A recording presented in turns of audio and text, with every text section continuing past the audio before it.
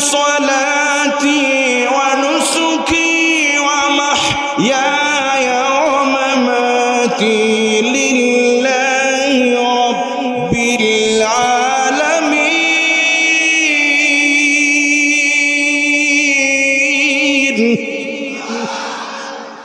আল্লাহ রাব্বুল আলামিন বলেন, নিশ্চয় আমার জীবন, আমার মরণ, আমার কথা বলা, উঠা বসা, আমার জীবনের সব কিছু কেবলমাত্র শুধুমাত্র কারো জন্য। আমার এই জীবনটা কার?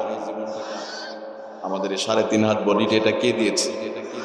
তাহলে আমাদের জীবনের সব কিছু হবে ওয়ামাহইয়ায়া ওয়ামামাতি লিল্লাহি রাব্বিল আলামিন।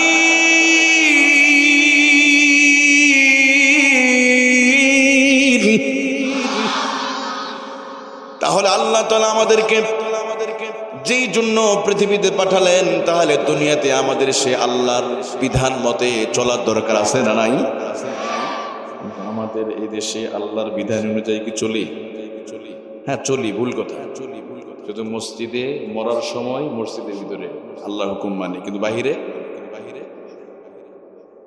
বিবাহের সময় কোরআনে আয়াত দিয়ে বিবাহ করা হয়। মানুষ মারা গেলে কোরআনে আইন অনুযায়ী দাফন কাফন করা হয়। মসজিদের ভিতরে নামাজের ভিতরে কোরআন আইন অনুযায়ী মসজিদের ভিতরে আল্লাহর হুকুম মেনে চলা হয়।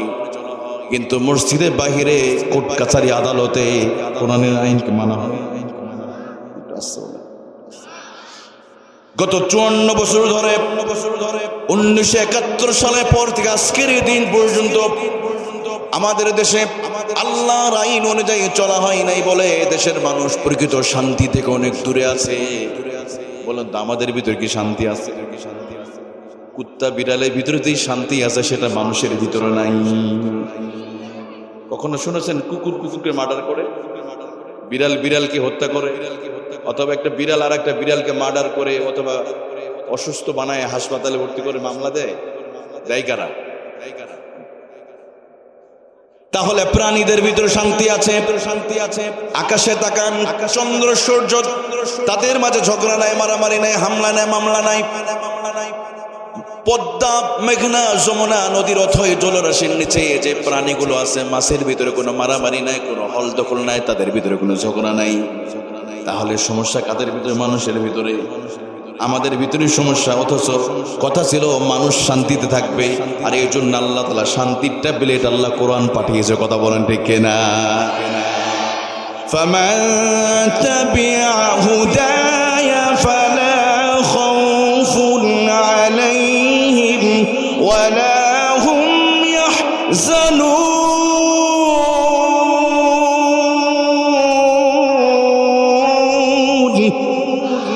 আল্লাহ তাআলা 1400 বছর আগে তিনি আমাদের সাথে কমিটমেন্ট করলেন, আমাদেরকে ওয়াদা করেছে, প্রমিস করে বলল, আল্লাহ বলে, বান্দারে তোমরা যদি কুরআনুল কারীম আর এক নাম হলো হুদা, এই কোরআন দিয়ে যদি ব্যক্তি সমাজ রাষ্ট্র জীবনে কোরআন দিয়ে যদি তোমরা চলতে পারো, লা খাউফুন আলাইহিম ওয়ালা হুম ইয়াহজানুন। আল্লাহ তাআলা জানিয়ে দিলেন কোনো ভয় থাকবে না, কোনো টেনশন থাকবে না। নারীরা রাস্তায় চলাফেরা করবে, কেউ তাদের কটু কথা বলার কোনো সাহস পাবে না। এই নিশ্চয়তা দিয়েছে কে? কথা ছিল কোরআন দিয়ে মানে চলবে, কিন্তু কোরআন দিয়ে চলি না বলে আমাদের দেশে শান্তি নাই। আমার প্রিয় ভাইয়েরা, অথচ আমরা বারবার শান্তির কথা বলা হয়, বারবার আমাদেরকে বলা হয় তোমরা আমাদেরকে পাঠাও, আমরা তোমাদেরকে শান্তি দিব। কিন্তু ক্ষমতায় যাওয়ার পরে নিজের পেট কেমনে বড় করা যায় সে প্রচেষ্টা আছে না? এই জন্য ওখানে কোরআনওয়ালা মানুষগুলোরে পাঠাতে হবে। যারা কোরআন পড়তে পারে, ওই টুপিওয়ালা, পাগড়িওয়ালা, নামাজি মানুষগুলোরে যদি ওখানে পাঠানো যায়, তাহলে তারা কোনো চুরি করবে না, দুর্নীতি করবে না। কথা কোন ঠিক কিনা? কারণ কোরআনে জ্ঞান যাদের ভিতরে আছে তারা কখনো চুরি করতে পারে না, গরিব মানুষকে কষ্ট দিতে পারে না। কোরআন সে নিশ্চয়তা দিয়েছে। এই জন্য আমরা সে কোরআনের সাথে আসি না নাই? আছি তো ইনশাল্লাহ। তাহলে এমন কোনোদিন যদি সুযোগ আছে, যদি কোনোদিন সুযোগ এসে যায়, তাহলে আমরা আর এ দেশের নেতৃত্ব কর্তৃত্ব আর বাম রামদের হাতে দিতে চাই না। আগামীতে আমরা আল্লাহওয়ালা টুপিওয়ালা নামাজি বান্দাদের হাতে দেশের নেতৃত্ব কর্তৃত্ব দিয়ে একবারের জন্য হলো আমরা একটু দেখতে চাই। কতক্ষণ ঠিক না? এই জন্য বলি 54 বছর লাগবে না, 54 মাস লাগবে না, 54 মিনিটের ভিতরে এই বাংলাদেশটা সোনার রাষ্ট্রে পরিণত হয়ে যাবে।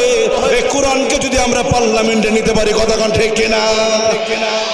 অতএব কারা কারা চান আগামী সময় যদি কোনো সময় আসে, যেই ব্যানারে হোক, কোরআনকে পার্লামেন্টে নেওয়ার জন্য যদি এক সাগর রক্তের যদি প্রয়োজন হয়, ওই কোরআনের জন্য রক্ত দিতে রাজি আছে কে কে? তুই হাত উঁচু করে আল্লাহকে দেখা।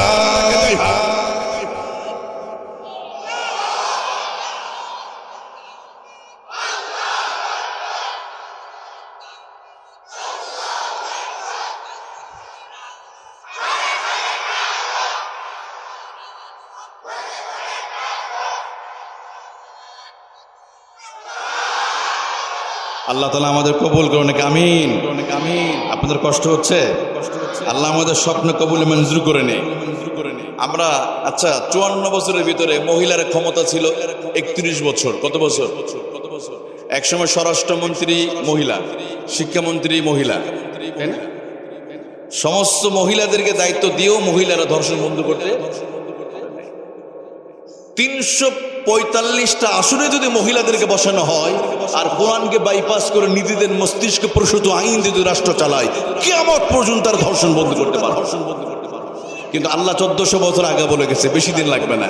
শুধু কোরআন সূরা নূরের 2 নম্বর আয়াত দিয়ে তোমার বাস্তবায়ন করো, অটোমেটিকলি ধর্ষণ বন্ধ হয়ে যাবে। সুবহানাল্লাহ বলেন। আচ্ছা, হযরত ওমরের রাষ্ট্রের এরিয়া ছিল 12 লক্ষ বর্গ মাইল। কতটুকু? আমাদের 56,000। মানে মানচিত্রে এতটুকু দেশ যে বাংলাদেশ DESH লিখতে গেলে আর এক দেশে চলে যায়, এত ছোট জায়গা। এত ছোট জায়গার ভিতরে 54 বছর ধরে আমরা ধর্ষণ বন্ধ করতে পারি নাই। অথচ হযরত ওমরের জামানায় উনি কি করলেন? 12 লক্ষ বর্গ মাইলের ভিতরে তিনি ঘোষণা করলেন, সানা থেকে হাজরামাউত, একজন নারী একা, অভিভাবক ছাড়া, স্বামী ছাড়া, সন্তান ছাড়া সে ইয়েমেন থেকে মক্কায় চলে যাবে, 3 দিন 3 রাত একা চলবে, কেউ কোনো কটু কথা বলার সাহস। সুবহানাল্লাহ বলা। তিনি কেন পেরেছিলেন? এই কিতাব দিয়ে। সুবহানাল্লাহ বলা। এটা তো এখন নাই, বাংলাদেশে নাই। এখন আছে, আমার হাতে আছে, কিন্তু এটা জায়গা মতো নাই। বাংলাদেশে কোরআন বিজয়ী অবস্থায় আছে না পরাজিত অবস্থায়? এ কোরআন যদি বিজয়ী অবস্থায় যদি থাকতো, এই জাতীয় মাদ্রাসাগুলোর জন্য আপনাদের কাছে ফিরা লাগতো না। কোরআন যদি বাংলার জন্য বিজয়ী অবস্থায় থাকতো, কোন আলেমকে জালিমের বন্দিশালায় মানবতার জীবন যাপন করা লাগতো না। কথা ঠিক কিনা? তার মানে বোঝা গেল কোরআন এখনো জায়গা মতো নাই, বিজয়ী অবস্থা নাই। এই কোরআনকে বিজয়ী করে আন্দোলন করা দরকার আছে না নাই? আল্লাহ আমাদের কবুল করেন, একজন বলে আমিন। আমার প্রিয় বন্ধুগণ, প্রিয় ভাই সাহেব, আমি কোরআনুল কারীমের আপনাদের সামনে গুরুত্বপূর্ণ একটা বিষয় নিয়ে কথা বলতে চাই। সরাসরি আমি আলোচনা চলে যাব যে আল্লাহ তাআলা কোরআনুল কারীমে অহংকারীদের পরিণাম, আলোচনার শুরুটা কি হবে? অহংকারীদের পরিণাম। এটা জানা দরকার আছে। আচ্ছা, এবং যুগে যুগে এইদের কি পরিণাম হয়েছে এই কোরআনে আল্লাহ তাআলা এদের শাস্তি দুনিয়াতে দিয়েছে। আচ্ছা বলি, অহংকারীদের শাস্তি দুনিয়াতে না আখিরাতে? দুনিয়া আখিরাত উভয় জাহানে হবে। দুনিয়াতেই শাস্তি পাবে তারা। আমাদের ভিতর অহংকারী মানুষ আছে। অতএব অহংকারীদের কি ভয়ানক পরিণাম হতে পারে সেটা আমাদের জেনে আমরা আমল করবো ইনশাআল্লাহ। দেখেন, অহংকারী এটা এমন একটি ভাইরাস যার ভিতরে থাকবে যে অহংকার নিয়ে চলাফেরা করবে, সে যেই মানুষই হোক, আল্লাহ তার আমলই কবুল করবে না, তার কোনো আমলই করবে না। কারণ নবীজি বলেন, ইয়াকুমুল হাসাদ ফাইন্নাল হাসাদ ইয়াকুলুল হাসানাত। নবীজি বলেন, তোমরা অহংকার থেকে বেঁচে থাকো, কারণ তোমাদের এই অহংকার তোমাদের নেক আমলগুলোকে ধ্বংস করে দিবে। নেক আমলগুলো অহংকার ধ্বংস করে দিবে। যারা অহংকারী হবে, হিংসুক যারা হবে, সীমা লঙ্ঘনকারী যারা হবে, নবীজি মুহাম্মদুর রাসূলুল্লাহ সাল্লাল্লাহু আলাইহি ওয়াসাল্লাম 1000 বছর আগে বলেছে, আল্লাহ রাব্বুল আলামিন তাদের কোনো ইবাদত, কোনো আমল আল্লাহ কবুলের মঞ্জুর করে নিবে না। অহংকারীদের এবং হিংসুকদের কোনো আমল কবুল হবে না। অহংকার কাকে বলে? সীমালঙ্ঘন, যে নিজেকে বড় মনে করে। এবং পৃথিবীর মানব সভ্যতার ইতিহাসে, আচ্ছা আমি আপনাদের যদি বলি মানব সভ্যতার ইতিহাসে প্রথম অপরাধটা কি ছিল বলতে পারবেন? অহংকার। আল্লাহ যখন বলল ইবলিস উসজুদু লি আদম, আদমকে সিজদা করো, সে করেছিল? সে যুক্তি দাঁড় করেছে আমি তো শ্রেষ্ঠ, আদমকে তুমি মাটি দিয়ে বানিয়েছো, ক্বালা আনা খায়রুম মিনহু খালাকতানি মিন নার ওয়া খালাকতাহু মিন তিন, আমি আগুনের তৈরি এই ফেরেশতা, আমি কি তারে মাটির তৈরি আদমকে সিজদা দেব? এটাকে বলে অহংকার। এর চাই তার বোঝার সব সহজ আর কি হতে পারে? অর্থাৎ নিজেকে বড় মনে করা। তো যারা অহংকারী হবে, হিংসুক যারা করবে, যাদের মনের মধ্যে থাকবে তাদের কোনো দোয়া কবুল হবে না। রাসূলুল্লাহ হাদিস, ইন্নাল্লাহা লা ইয়াত্তালিউ ফি লাইলাতিন নিসফি মিন শাবান ফায়াগফিরু লিজামি খালফিহি ইল্লা লিমুশরিকিন আও মুশাহিন। রাসূলুল্লাহ বলেন ইন্নাল্লাহা লা ইয়াত্তালিউ ফি লাইলাতিন নিসফি শাবান, আল্লাহ তাআলা মধ্য শাবান রাতে সৃষ্টি দিকে আল্লাহ তাআলা কুদরতি নজর দিয়া তাকায়, সমস্ত মানুষকে মাফ করে, শুধুমাত্র হিংসুক আর একইভাবে যারা হিংসুক করে, যারা অহংকারী করে আর যারা শিরিক করে আল্লাহ তাদেরকে মাফ করে দেয় না। যারা হিংসা করে, যারা অহংকার করে তাদেরকে আল্লাহ মাফ করে। আমাদের সমাজে আছে না হিংসু বা অহংকার, দেখবেন অন্যের ভালোটা দেখতে পারে না। অমুক ছেলেটি ভালো পড়াশোনা করছে, তার মানে মৃত্যু কামনা করে, ওই মরে গেলেই ভালো হয়ে যেত। এটা কিভাবে হলো? না, এত বড় হতে পারে না। আমরা অনেক সময় সহ্য করতে অহংকার করি আমরা। অথবা ক্ষমতার অহংকার আছে না নাই? ক্ষমতার অহংকার। তিন জিনিস নিয়ে অহংকার করা নিষেধ। কয়টা জিনিস? এক নম্বর হলো চেহারা, সম্পদ আর ক্ষমতা। এই পৃথিবীতে মানুষ সবচেয়ে বেশি অহংকার করে এই তিনটা জিনিস নিয়ে। চেহারা নিয়ে মানুষ অহংকার করে, সম্পদ নিয়ে অহংকার করে। দেখবেন যারা কোটিপতি আছে গরিবদেরকে কুকুরের মতো মনে করে, মানুষই মনে করে না। বাড়িতে যাদের বাড়িতে কাজ, শ্রমিক নিয়ে কাজ করায় তাদেরকে গরিব অসহায় মানুষগুলোর সাথে খারাপ আচরণ করে। তার একটা সম্পদ আছে, আবার বলে তুমি কি আমারে চেনো, আমি কি এলাকার সবচেয়ে ধনী মানুষ, সাবধানে কথা বলবা। আপনি বলেন সম্পদের অহংকার করে, চেহারার অহংকার, আবার ক্ষমতার অহংকার। তবে ক্ষমতার অহংকার যারা করে এদের পতনটা আল্লাহ তাআলা গোটা পৃথিবীতেই করেছে, আগে হয়েছে, কিছুদিন আগেও আমাদের দেশে হয়ে গেল একটা, তাই না? তারাও অহংকার করেছিল ক্ষমতার। ওই ফেরাউনের মতো তারাও বলতো আমরা তো এত বছর আমরা ক্ষমতায় থাকবো, এত বছর থাকবো, অথচ আমাদের এক সেকেন্ডে কোনো ভরসা আছে?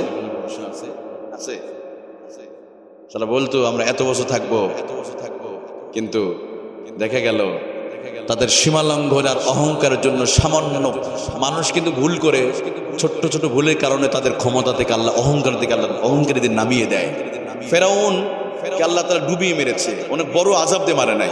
যে যত বড় জালেম তাকে তত ছোট আযাব দিয়ে মারছে আল্লাহ।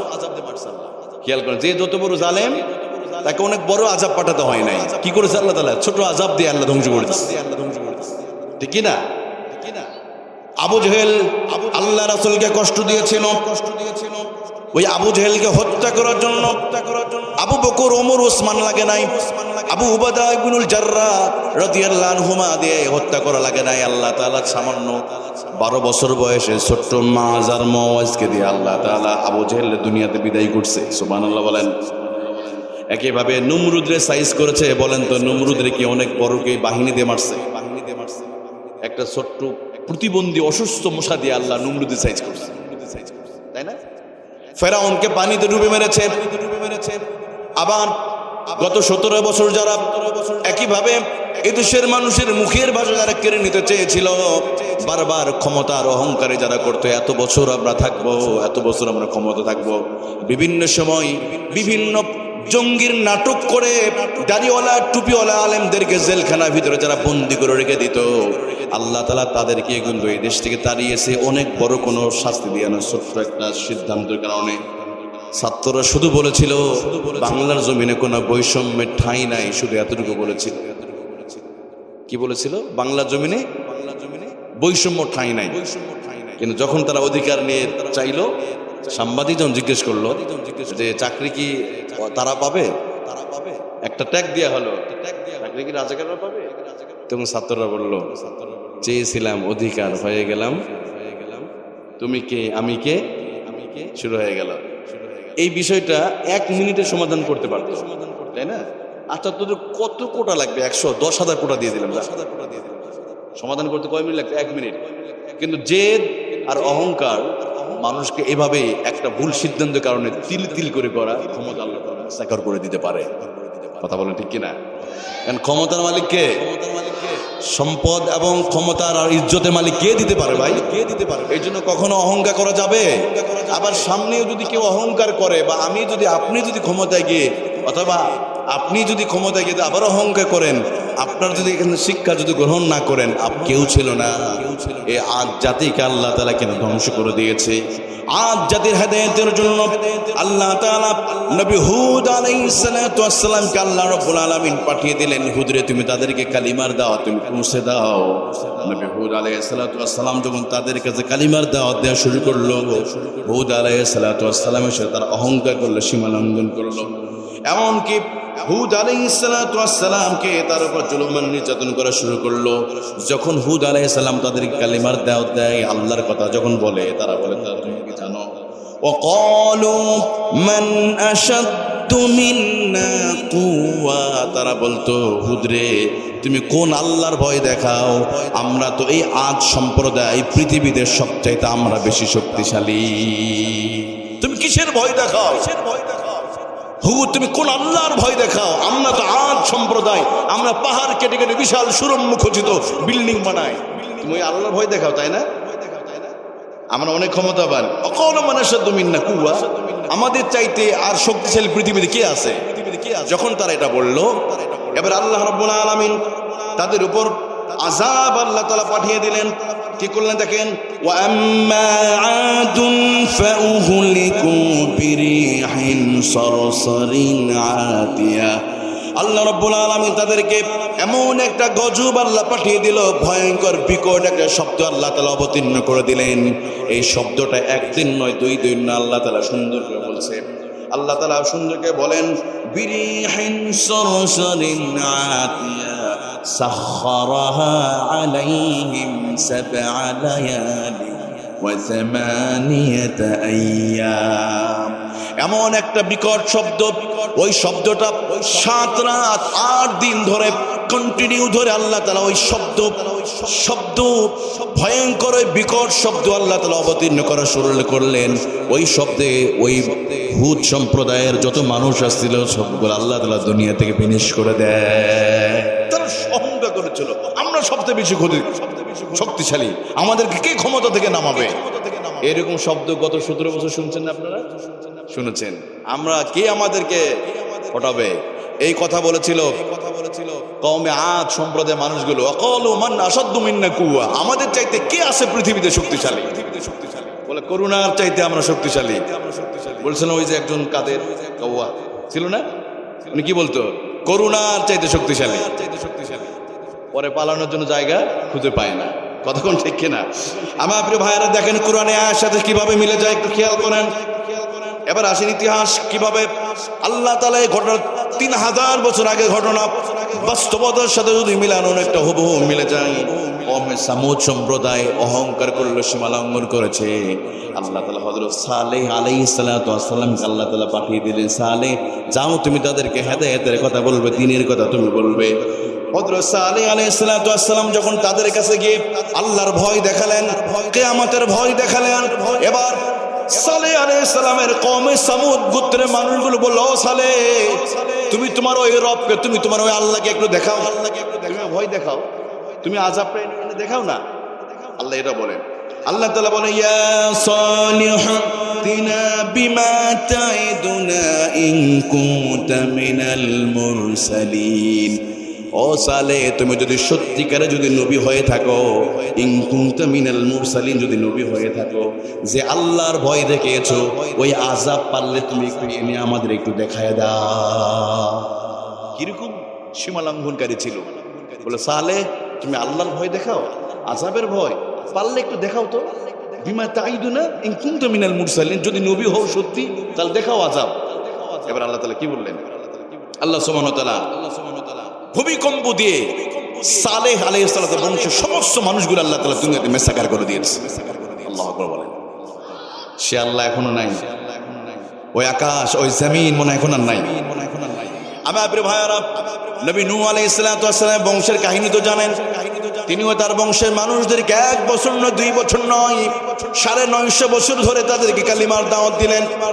এমনকি লাইলান ওয়া নাহারা, রাত দিন সমান করে কালিমার দাওয়াত দেওয়া শুরু করলেন। এমনকি তিনি যখন কোরআনের দাওয়াত দিতেন তারা কানের মধ্যে ইস্তাগশাউ সিয়াবাহুম ওয়া সাররু ওয়াস্তাকবারু ইস্তিকবারা, কানের মধ্যে তার হাতে আঙ্গুল ঢুকায় দিত। এভাবে যখন হেদায়েত আসলো না, মাত্র 80 থেকে 82 জন মানুষ ইসলাম গ্রহণ করলো। নবী নূহ আলাইহিস সালাম বলেন, ওয়ালা ইয়াগুস ওয়া ইয়াউক ওয়া নাসরা ওয়া ক্বাদ আদাল্লু কাসীরান ওয়া লা তাজিদিল যালিমিনা ইল্লা দালালা। আল্লাহ নবী নূহ আলাইহিস সালাম বলে, তোমরা ইয়াগুস ইয়াউক নাসারাদের এদের তুমি গোলামি করো না, এক আল্লাহর গোলামি করো, তোমরা শিরিক করো না, তাদের পূজা করো না, তোমরা আল্লাহ পূজা, তোমরা আল্লাহ সাজদা করবে। এক পর্যায়ে নূহ আলাইহিস সালামের উপর তারা জুলুম করে শরীরগুলো দিল। এবার নবী নূহ আলাইহিস সালাম আল্লাহর কাছে দোয়া করল, আল্লাহ 950 বছর ধরে কালিমার দাওয়াত দিলাম, বিনিময়ে তারা আমারে পাথর মারে, আমার উপর জুলুম করে আমারে মেরে ফেলতে চায়। নবী নূহ এবার হাত তুলে দোয়া করলেন, তিনি দোয়া করলেন, ওয়া ক্বালা নূহুর রাব্বি লা তাযার আলাল আরদি মিনাল কাফিরিনা দাইয়ারা।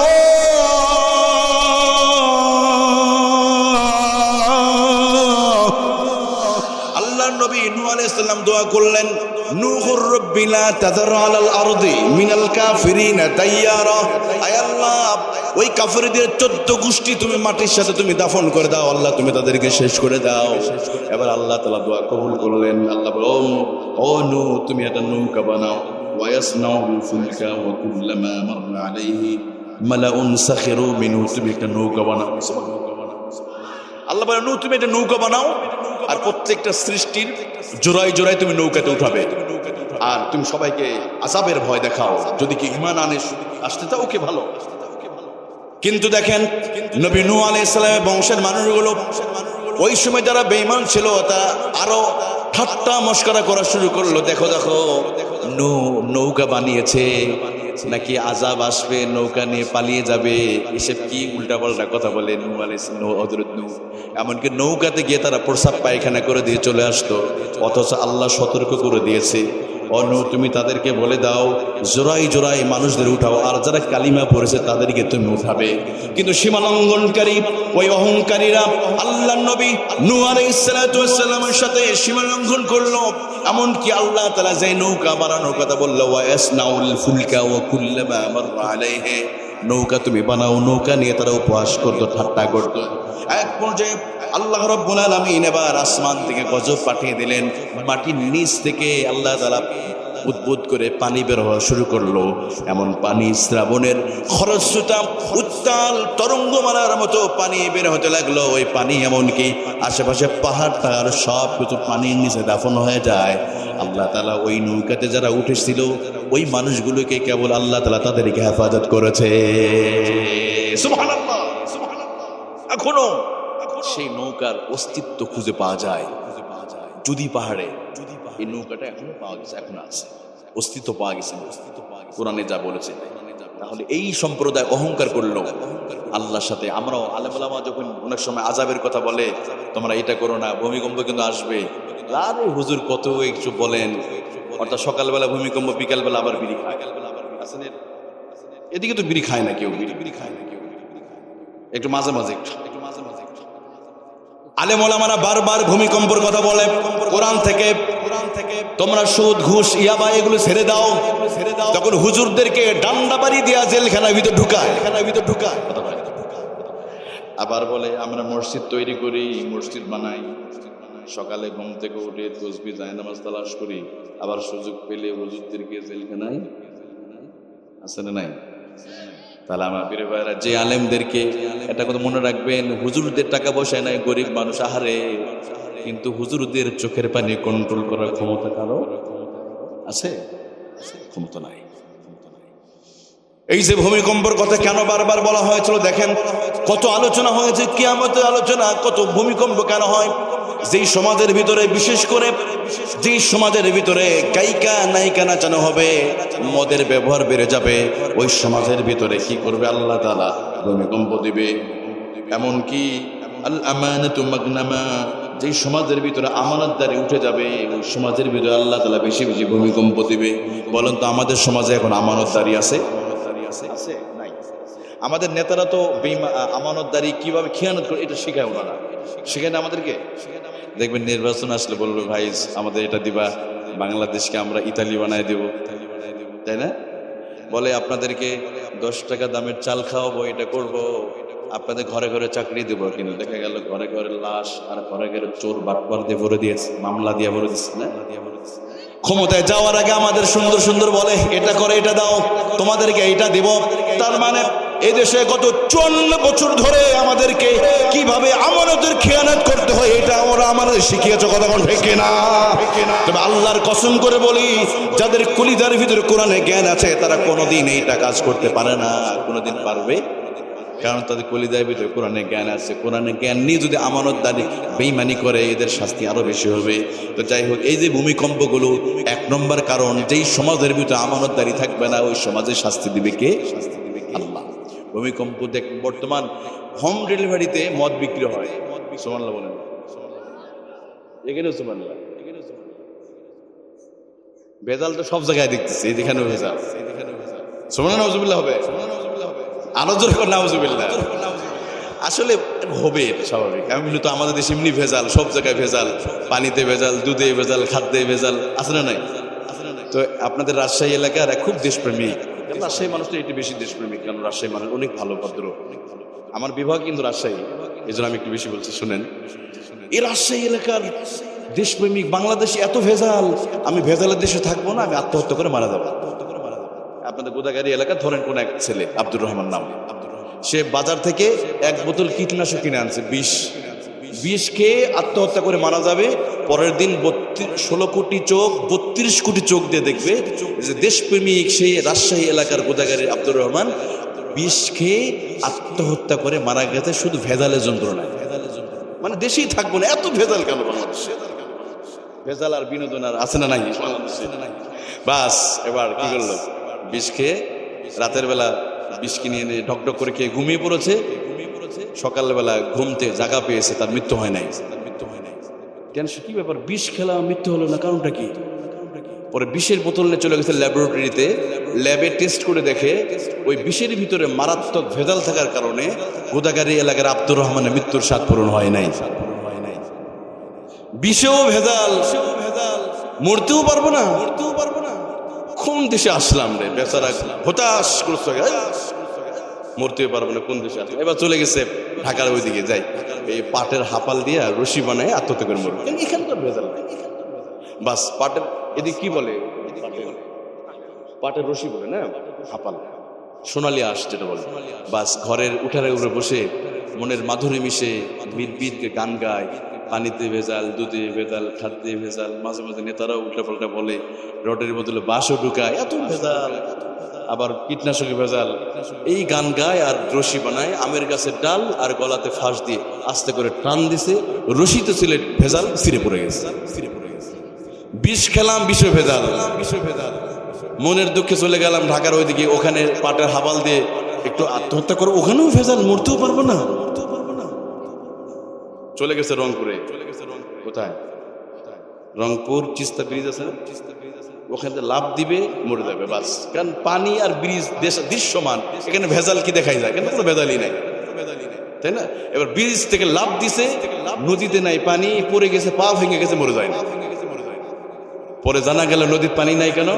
আমাদের পার্শ্ববর্তী ওই যে দাদা বাবুরা আমাদের নদীর মুখ বন্ধ করে দিয়ে আমাদের এই উত্তরবঙ্গের নদীগুলোর তারা একদম মরুভূমি বানিয়ে ফেলেছে। কথা কোন ঠিক না? এ কথা বলা উদ্দেশ্য হলো, আজকে ভেজাল সব জায়গায় আছে, এই ভেজাল 54 বছর ধরে দূর করতে পারি নাই। আমার আল্লাহ বলেন, এই ভেজালকে দূর করতে হলে এই নির্ভেজাল কিতাবকে পার্লামেন্টে নিতে হবে। কথা কোন ঠিক না? নির্ভেজাল কিতাব কোথায় নিতে হবে? পার্লামেন্টে নেওয়া লাগবে। ফখরুদ্দিন মঈনুদ্দিনের সময় কিছু টুপিওয়ালা দাড়িওয়ালাও মন্ত্রী ছিল, ওরাও হুজুর ছিল, কোরআনী ইসলামিক আন্দোলন করতো, তাদের ভিতরে কিন্তু ওইটা পাওয়া যায় নাই। তাহলে একটু আসেন না ভাই, ওলামায়ে কেরামরা যদি ঐক্য হয়, আমাদের একটা স্বপ্ন দেখার দরকার আছে না নাই? আল্লাহ কবুল করেন, আমিন। আপনাদের কষ্ট হচ্ছে নাকি? কষ্ট হচ্ছে? আচ্ছা, একটা স্লোগান দেন তো একটু দেখি, আপনাদের আসে এলাকায় মানুষ স্লোগান দেন। আর যারা যুবক আছে তারা দিবে, পিছনে যুবকদের দেখতে পাচ্ছি মাশাআল্লাহ। আমরা সবাই একসাথে যুবকরা স্লোগান দেবে, লিল্লাহি তাকবীর, লিল্লাহি তাকবীর। এবার বাবাজিরা, আমাদের দাড়িপাকে বাবাজি আর যুবকরা মিলে একসাথে মিলে আবার, হ্যাঁ, একটু জোরে আওয়াজ হবে, আশপাশে মানে কি হলো রে, জোরে দেবেন, লিল্লাহি তাকবীর। আল কোরআনের আলো।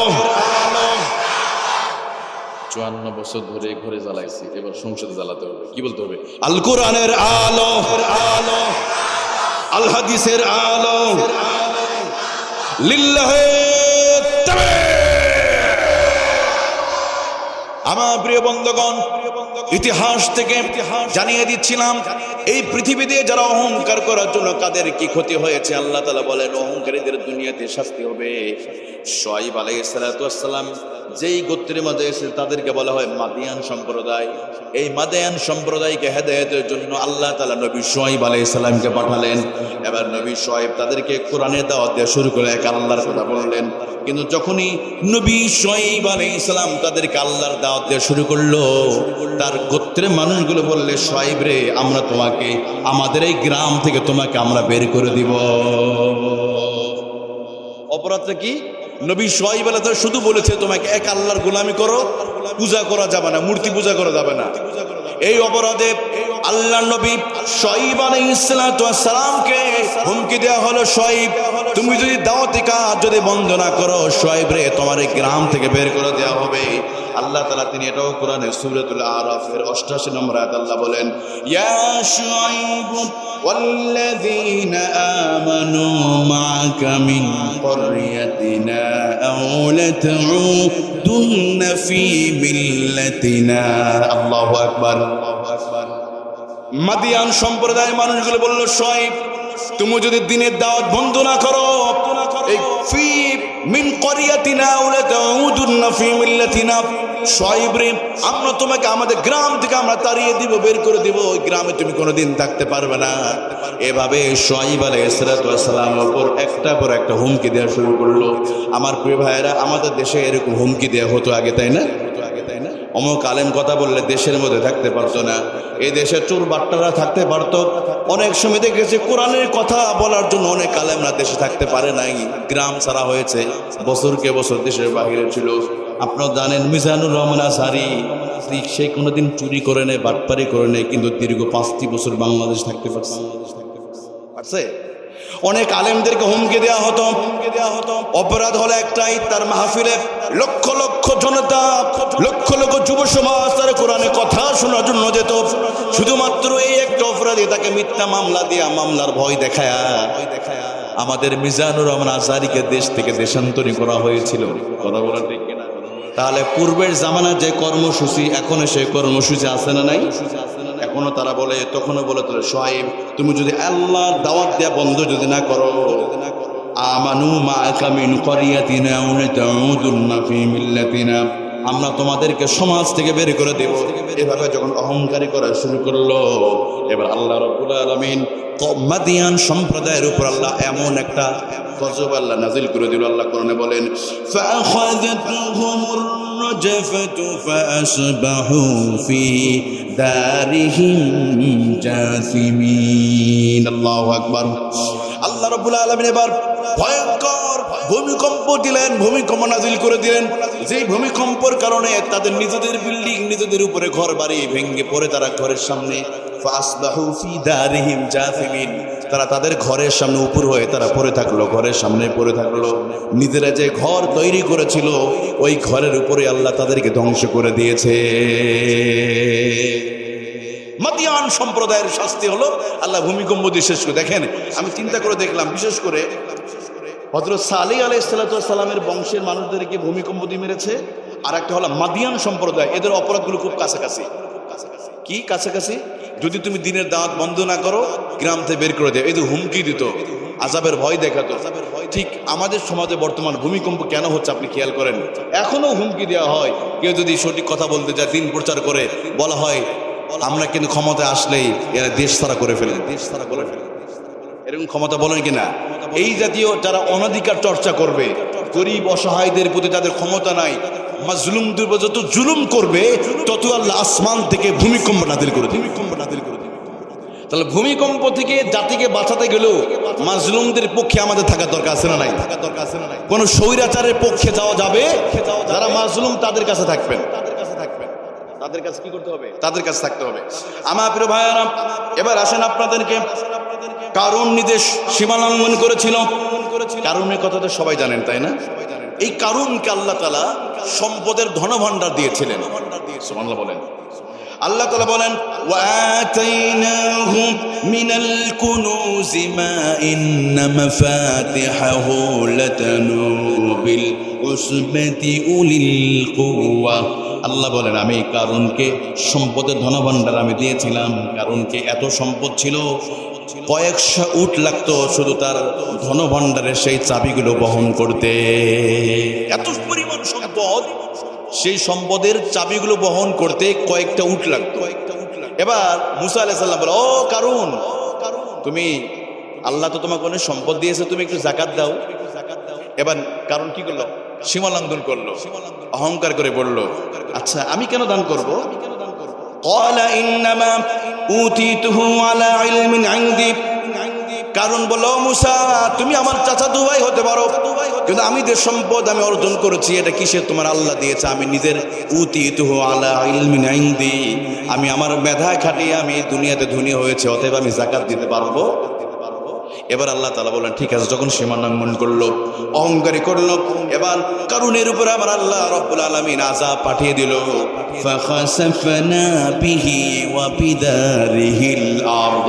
আল্লাহ তাআলা এমন আযাব দিয়ে দিল ওই কারুনকে, তার সম্পদ, তার বিল্ডিং, তার বাড়ি গাড়ি সহ আল্লাহ তাআলা ফাখাসাফনা, এই জমিনের নিচে আমার আল্লাহ তাকে দাফন করে দিয়েছে। কিয়ামত পর্যন্ত কারুন তার সম্পদ নিয়ে মাটিতে দাফন হতে থাকবে। সাফনা বিহিল আরদ। আপনি কোরআনে আয়াত বের করেন, আল্লাহ এখানে স্পষ্ট বলেছে কারুনকে সম্পদ সহ আল্লাহ মাটিতে দাফন করে দিবে। নাউজুবিল্লাহ বলেন। এই জন্য আমাদের ভিতরে কারুনের বৈশিষ্ট্য রাখা যাবে। সম্পদ নিয়ে অহংকারী করে যাকাতের কথা বললে, মাহফিলের কথা বললে, দেখ অনেক মানুষ বলে এত মাহফিল করে কি হবে? বলেন, মাদ্রাসা ছাত্ররা মাঝে মাঝে একটু যায়, ধান উঠলে যায়, অনেকে দেখবেন অপমান করে। এ মোল্লা মৌলবী হুজুররা এত পরিমাণ কালেকশন এগুলো করে কি হবে? বলে কিনা? দেখেন, যারা দান করে না তারা এগুলো বলে, আর যারা দান করে তারা কোনোদিন বলে। এর প্রমাণ এই যে আপনার এই এলাকাবাসী, আমি তো অবাক হয়ে গেলাম যে এত বড় একটা মাদ্রাসা চলছে 2003 সাল থেকে, মনে হয় না? এই যে মাদ্রাসার সম্পূর্ণ আপনার বাড়িতে আপনার কি রেখেছেন? হাফেজদের রেখেছেন। আর এই যে মাদ্রাসা কিভাবে চালাতে হবে, এই এলাকাবাসী তাদের কষ্টের টাকা দিয়া নিজেরা মাদ্রাসার সুন্দর এত বড় একটি মাদ্রাসা মাথা উঁচু করে দাঁড়িয়ে আছে, এখানে হাফেজ তৈরি হলো এখান থেকে, তার মানে বোঝা যায় যে সত্যি এলাকাবাসী অনেক ভালো মানুষ। আলহামদুলিল্লাহ বলে। আমি তো আরেকটা জিনিস শুনেছি, এই এলাকার মা বোন অনেকে আরো ভালো, কারণ ওই যে হাফেজ ছাত্ররা পড়ে সকালবেলা 8টার দিকে কি করতে গেছে? নাস্তা খেতে গেছে। আমরা তো 2 বেলা খেয়েছি, আর এখনকার 3 বেলা খাবার দেয় লজিং মাস্টার, না? আর রান্না করে কারা? আমাদের মা বোনেরা। আমি তো মনে করি এই মা বোনদের হাসর হবে হযরত খাদিজা রাদিয়াল্লাহু আনহার সাথে। সুবহানাল্লাহ বলেন। এই এলাকার মা বোনদের হাসর হবে আম্মা জান আয়েশা রাদিয়াল্লাহু আনহার সাথে। সুবহানাল্লাহ বলেন, সুবহানাল্লাহ বলেন। অনেক মায়েরা আছে, আহারে আগে মাদ্রাসা ছাত্র আসবে, হুজুর দাঁড়ায় থাকবে না, এটা হতে পারে না। একজন হাফেজকে ঘরের সামনে দাঁড়িয়ে রাখবে না, এটা হতে পারে না। এই জন্য তাড়াতাড়ি রান্না করতে চায়। আমি নিজেও কিন্তু লজিংয়ে পড়াশোনা করেছি, 2 বছর ছিলাম। আলহামদুলিল্লাহ, যেখানে আমি যে বাসায় থেকে পড়েছি ওই বাসার মাহফিল এখন আমি গত 5 বছর ধরে আমি করি। এখন ওনারা মাহফিল করার জন্য হুজুর ডেট দেওয়া যায় না অনেক সময়, কারণ আমি তো দূরে থেকে, ঢাকায় থাকি, মানে সময় ডেট মিলানো মুশকিল হয়। তারপরও ওখানকার জন্য একটা আলাদা ডেট রাখা হয়। তারা নিজেরা এখন বলে, দেখো আমাদের গ্রামে, আমাদের মাদ্রাসায় পড়ে এখন আমাদের ছাত্র বিভিন্ন যে কোরআনের দাওয়াত দিয়ে বেড়াচ্ছে, তারা নিজের প্রাউড ফিল করে। যিনি মুরব্বী উনি এখনো বেঁচে আছে, ওনার জন্য এমনিতে অটোমেটিকলি দোয়া চলে আসছে। এটা কল্পনা করুন তো ভাই, আপনার বাড়িতে থেকে একটা ছেলে হাফেজ হবে, আলেম হবে, মুফতি হবে। এই ছেলেটা যতদিন আলেম মুফতি হবে, যতজন মানুষকে পড়াবে, আপনি আলেম হাফেজ না হয়েও সেই পরিমাণ সব পেয়ে যাবে। সুবহানাল্লাহ বলেন না? আর আমাদের মা বোনেরা যে কষ্ট করে রান্না করে, আমি ওনাদেরকে আমি মানে ধন্যবাদ দেব, আমি আমার ভাষা খুঁজে পাচ্ছি। শুধু এতটুকু বলবো, মায়েরা বোনেরা, এই যে হাফেজদেরকে সম্মান আপনারা করেন, আল্লাহ আপনাদের সম্মান করে। আপনাদের সম্মান দেওয়ার মতো পৃথিবীতে কিছুই নাই। আর আপনার হাফেজদেরকে রান্না করে খাওয়ান। আমি যেইবারে আমি দেখে মানে আন্টি বলতাম, উনি অসুস্থ, অটোমেটিকলি এমনি তার জন্য দোয়া আসে। ধরেন আপনার বাড়িতে কিছু হাফেজ হয়েছে, মনে রাখবেন একদিন আপনার বয়স্ক হয়ে যাবেন, সেদিন এই ছাত্রগুলো দোয়া করবে আপনাদের জন্য। আপনার অনেক ভাগ্যবান। এই জন্য এলাকাবাসী যারা আছেন, মা বোনদের প্রতি একটু সহনীয় হবে, একটু ভুলটুল হলে মাফটাপ করে দিন। কিন্তু আমরা খুব প্রতিশোধ পরায়ণ, তাই না? একটু যদি ভুল হয়, স্ত্রী যদি ভুল করে, রান্না করতে দেরি হয়েছে, হলো কেন? তরকারি লবণ বেশি হয়েছে, ভাতটা নরম হয়ে গেছে, তখন কি করে 14 গোষ্ঠী ধরে বকা দেয়। আসলে এরকম তোমার মা বাবা রান্না শিখায় নাই, তুমি সারা জীবন তুমি রান্না দেরি করো, তুমি কাপড় বসে করতে পারো, বলেন? আমাদের মা বোনেরা এই লোহা না, প্লাস্টিক রোবট না, ওরা কাদামাটির মানুষ, কি করবে? রাসূলুল্লাহ সাল্লাল্লাহু আলাইহি ওয়াসাল্লাম নিজেও কি করেছেন জানেন? যুদ্ধের ময়দান থেকে এসে দেখে রান্না হয় নাই, কোনো কথা না বলে নিজে রুটি বানাইতো। সুবহানাল্লাহ। আম্মা জান আয়েশা রাদিয়াল্লাহু আনহাকে নিয়ে রুটি বানাতেন। রুটি তৈরি হয়ে গেলে নবী মুহাম্মদুর রাসূলুল্লাহ সাল্লাল্লাহু আলাইহি সাল্লাম নিজে না খেয়ে আগে তার স্ত্রী মুখে আগে দিতেন, স্ত্রী আগে খাবে।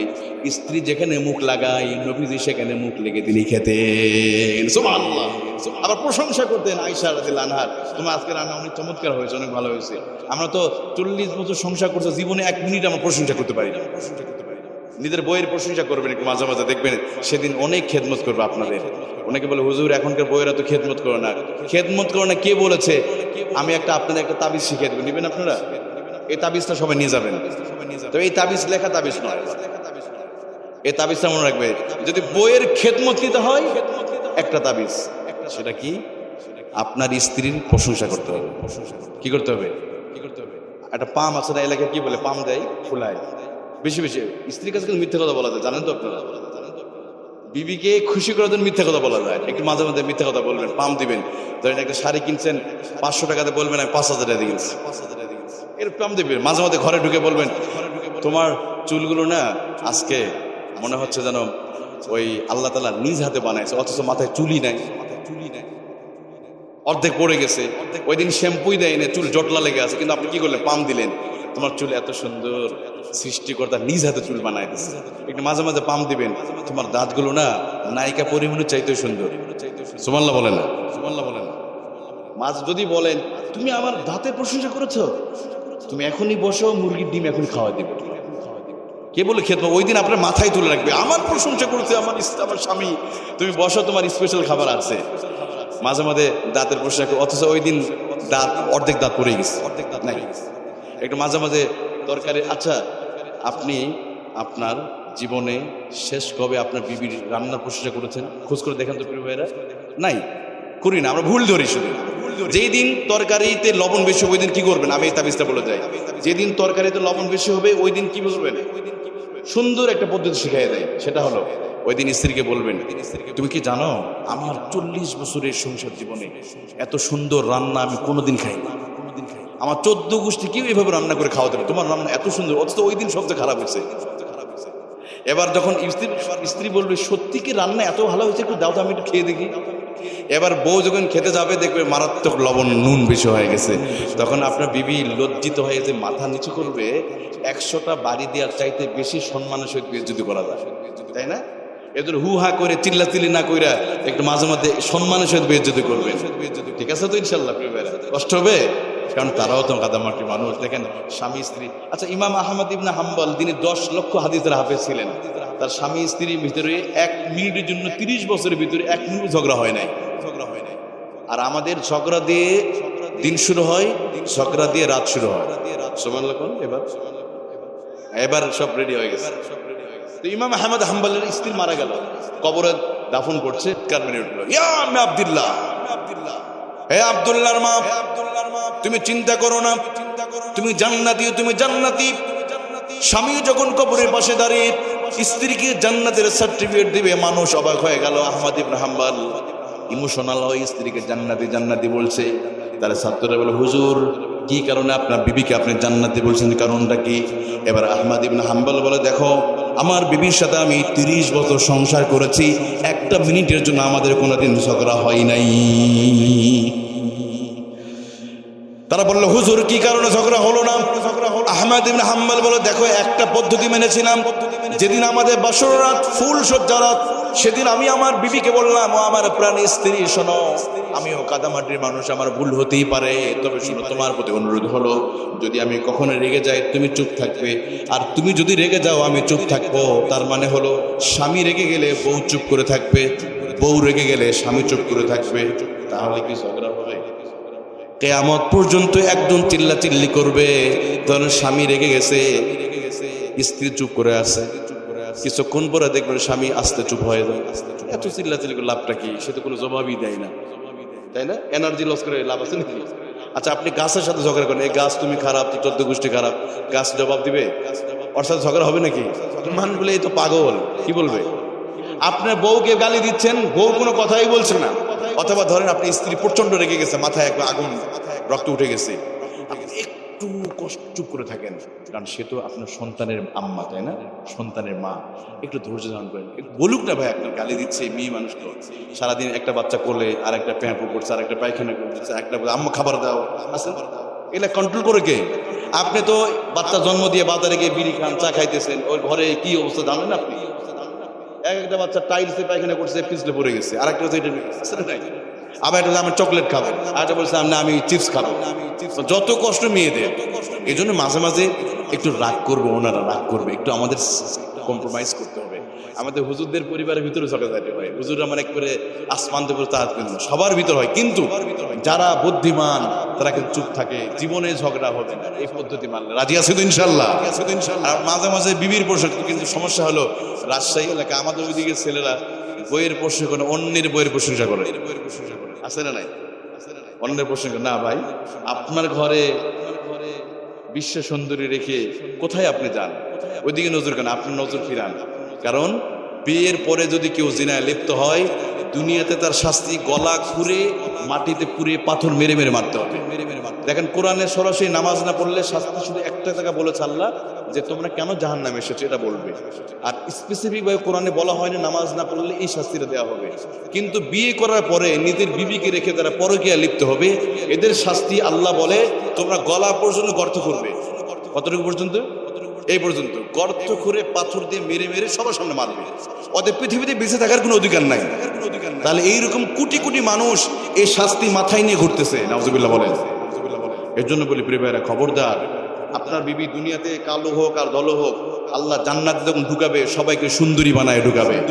যারা কালো হবে তাদের সুন্দরী বানাবে, খাটু লুলা সবাইকে সুন্দর বানায় কবর ঢুকাবে, জান্নাতে ঢুকাবে। এই জন্য কখনো যা আছে এতে আমাদের সন্তুষ্ট থাকতে হবে। দেখবেন পরিবারে বরকত দেবে কে?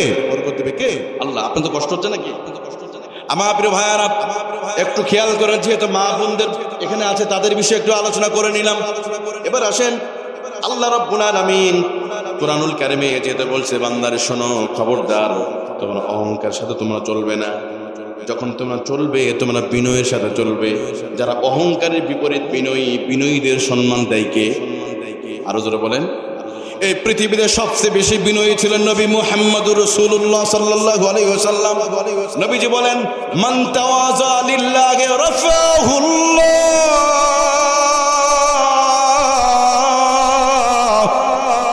যে আল্লাহর জন্য বিনয়ী হয়, আল্লাহ তার সম্মান বাড়িয়ে দেয়। সুবহানাল্লাহ বলেন। এই জন্য নবীজি সবচাইতে বিনয়ী। আমার নবীর মতো বিনয়ী কেউ নাই পৃথিবীতে, একটাও নাই। নবীর সামনে শত্রু ধরা পড়েছে, আল্লাহ রাসূলের শত্রু হাতে ধরা পড়ছে। দেখবেন একবার নবীজির সামনে মসজিদে নববীতে এক বিধর্মী দাঁড়িয়ে প্রসাব করতেছে। এক বেদুইন ইহুদি রাসূলুল্লাহর সামনে মসজিদে নববীতে প্রসাব করতেছে দাঁড়িয়ে। আবার হয়তো ওমর রেগে গেছে, এই বেদব, রাসূলুল্লাহর সামনে কি মসজিদে প্রসাব করে? নবী কতটা বিনয়ী দেখেন। নবী বললেন, এই ওমর চুপ করো, ওরে প্রসাব করতে দাও, কারণ প্রসাব আটকিয়ে রাখলে কিডনি নষ্ট হবে। সুবহানাল্লাহ বলেন। আমাদের নবী তো নবী না, তিনি একজন বিজ্ঞানী ছিলেন।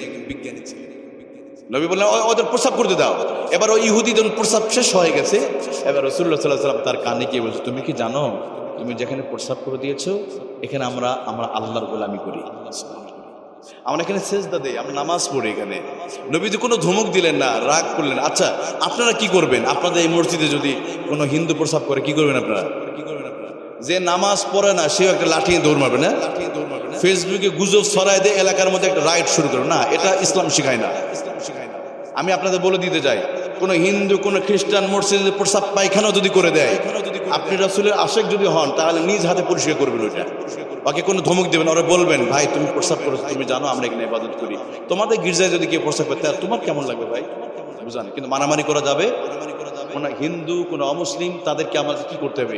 তারা আমাদের কিনে চক্র, আমরা তাদেরকে ভালোবাসা দিব, দুই হাত দিয়ে প্রসারিত তাদের ভালোবাসা দিব। সুবহানাল্লাহ বলেন।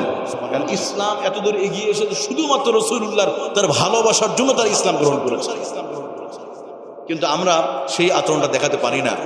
এই জন্য আমরা কি করবো? রাসূল সাল্লাল্লাহু আলাইহি ওয়াসাল্লাম বিনয়ী ছিলেন, বলেন এই ওমর তুমি চুপ করো, ওর প্রস্রাব করতে দাও। এবার প্রস্রাব হয়ে গেছে, নবী বললেন আমরা এখানে ইবাদত করি।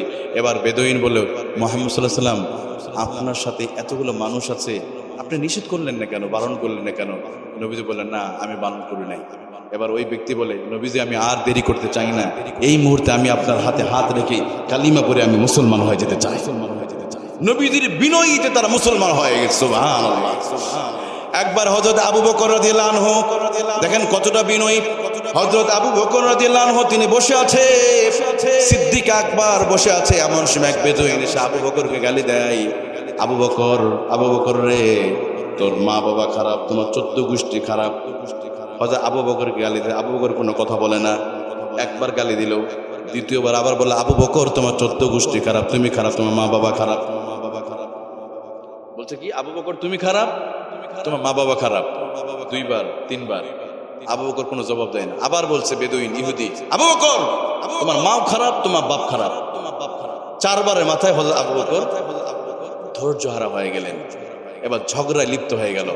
রাসূলুল্লাহ সাল্লাল্লাহু আলাইহি ওয়াসাল্লাম ওখান থেকে উঠে চলে গেলেন। নবী সাল্লাল্লাহু আলাইহি ওয়াসাল্লাম বলেন, আবু বকর দৌড়ে চলে, ইয়া রাসূলুল্লাহ হাবিবুল্লাহ আপনি চলে গেলেন কেন?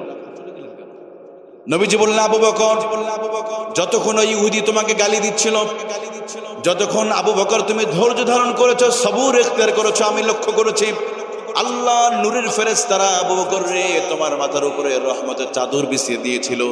যখন তুমি ওই ইহুদির সাথে ঝগড়ায় লিপ্ত হয়েছো আবু বকর আমি লক্ষ্য করে দেখলাম আল্লাহ নূরের ফেরেশতারা ওই রহমতের চাদরটা ফেলে দিয়ে তারা অন্যত্র চলে যায়। এই দৃশ্যটা দেখে আমার মনটা খারাপ হয়ে গেছে, এই জন্য উঠে আসলাম।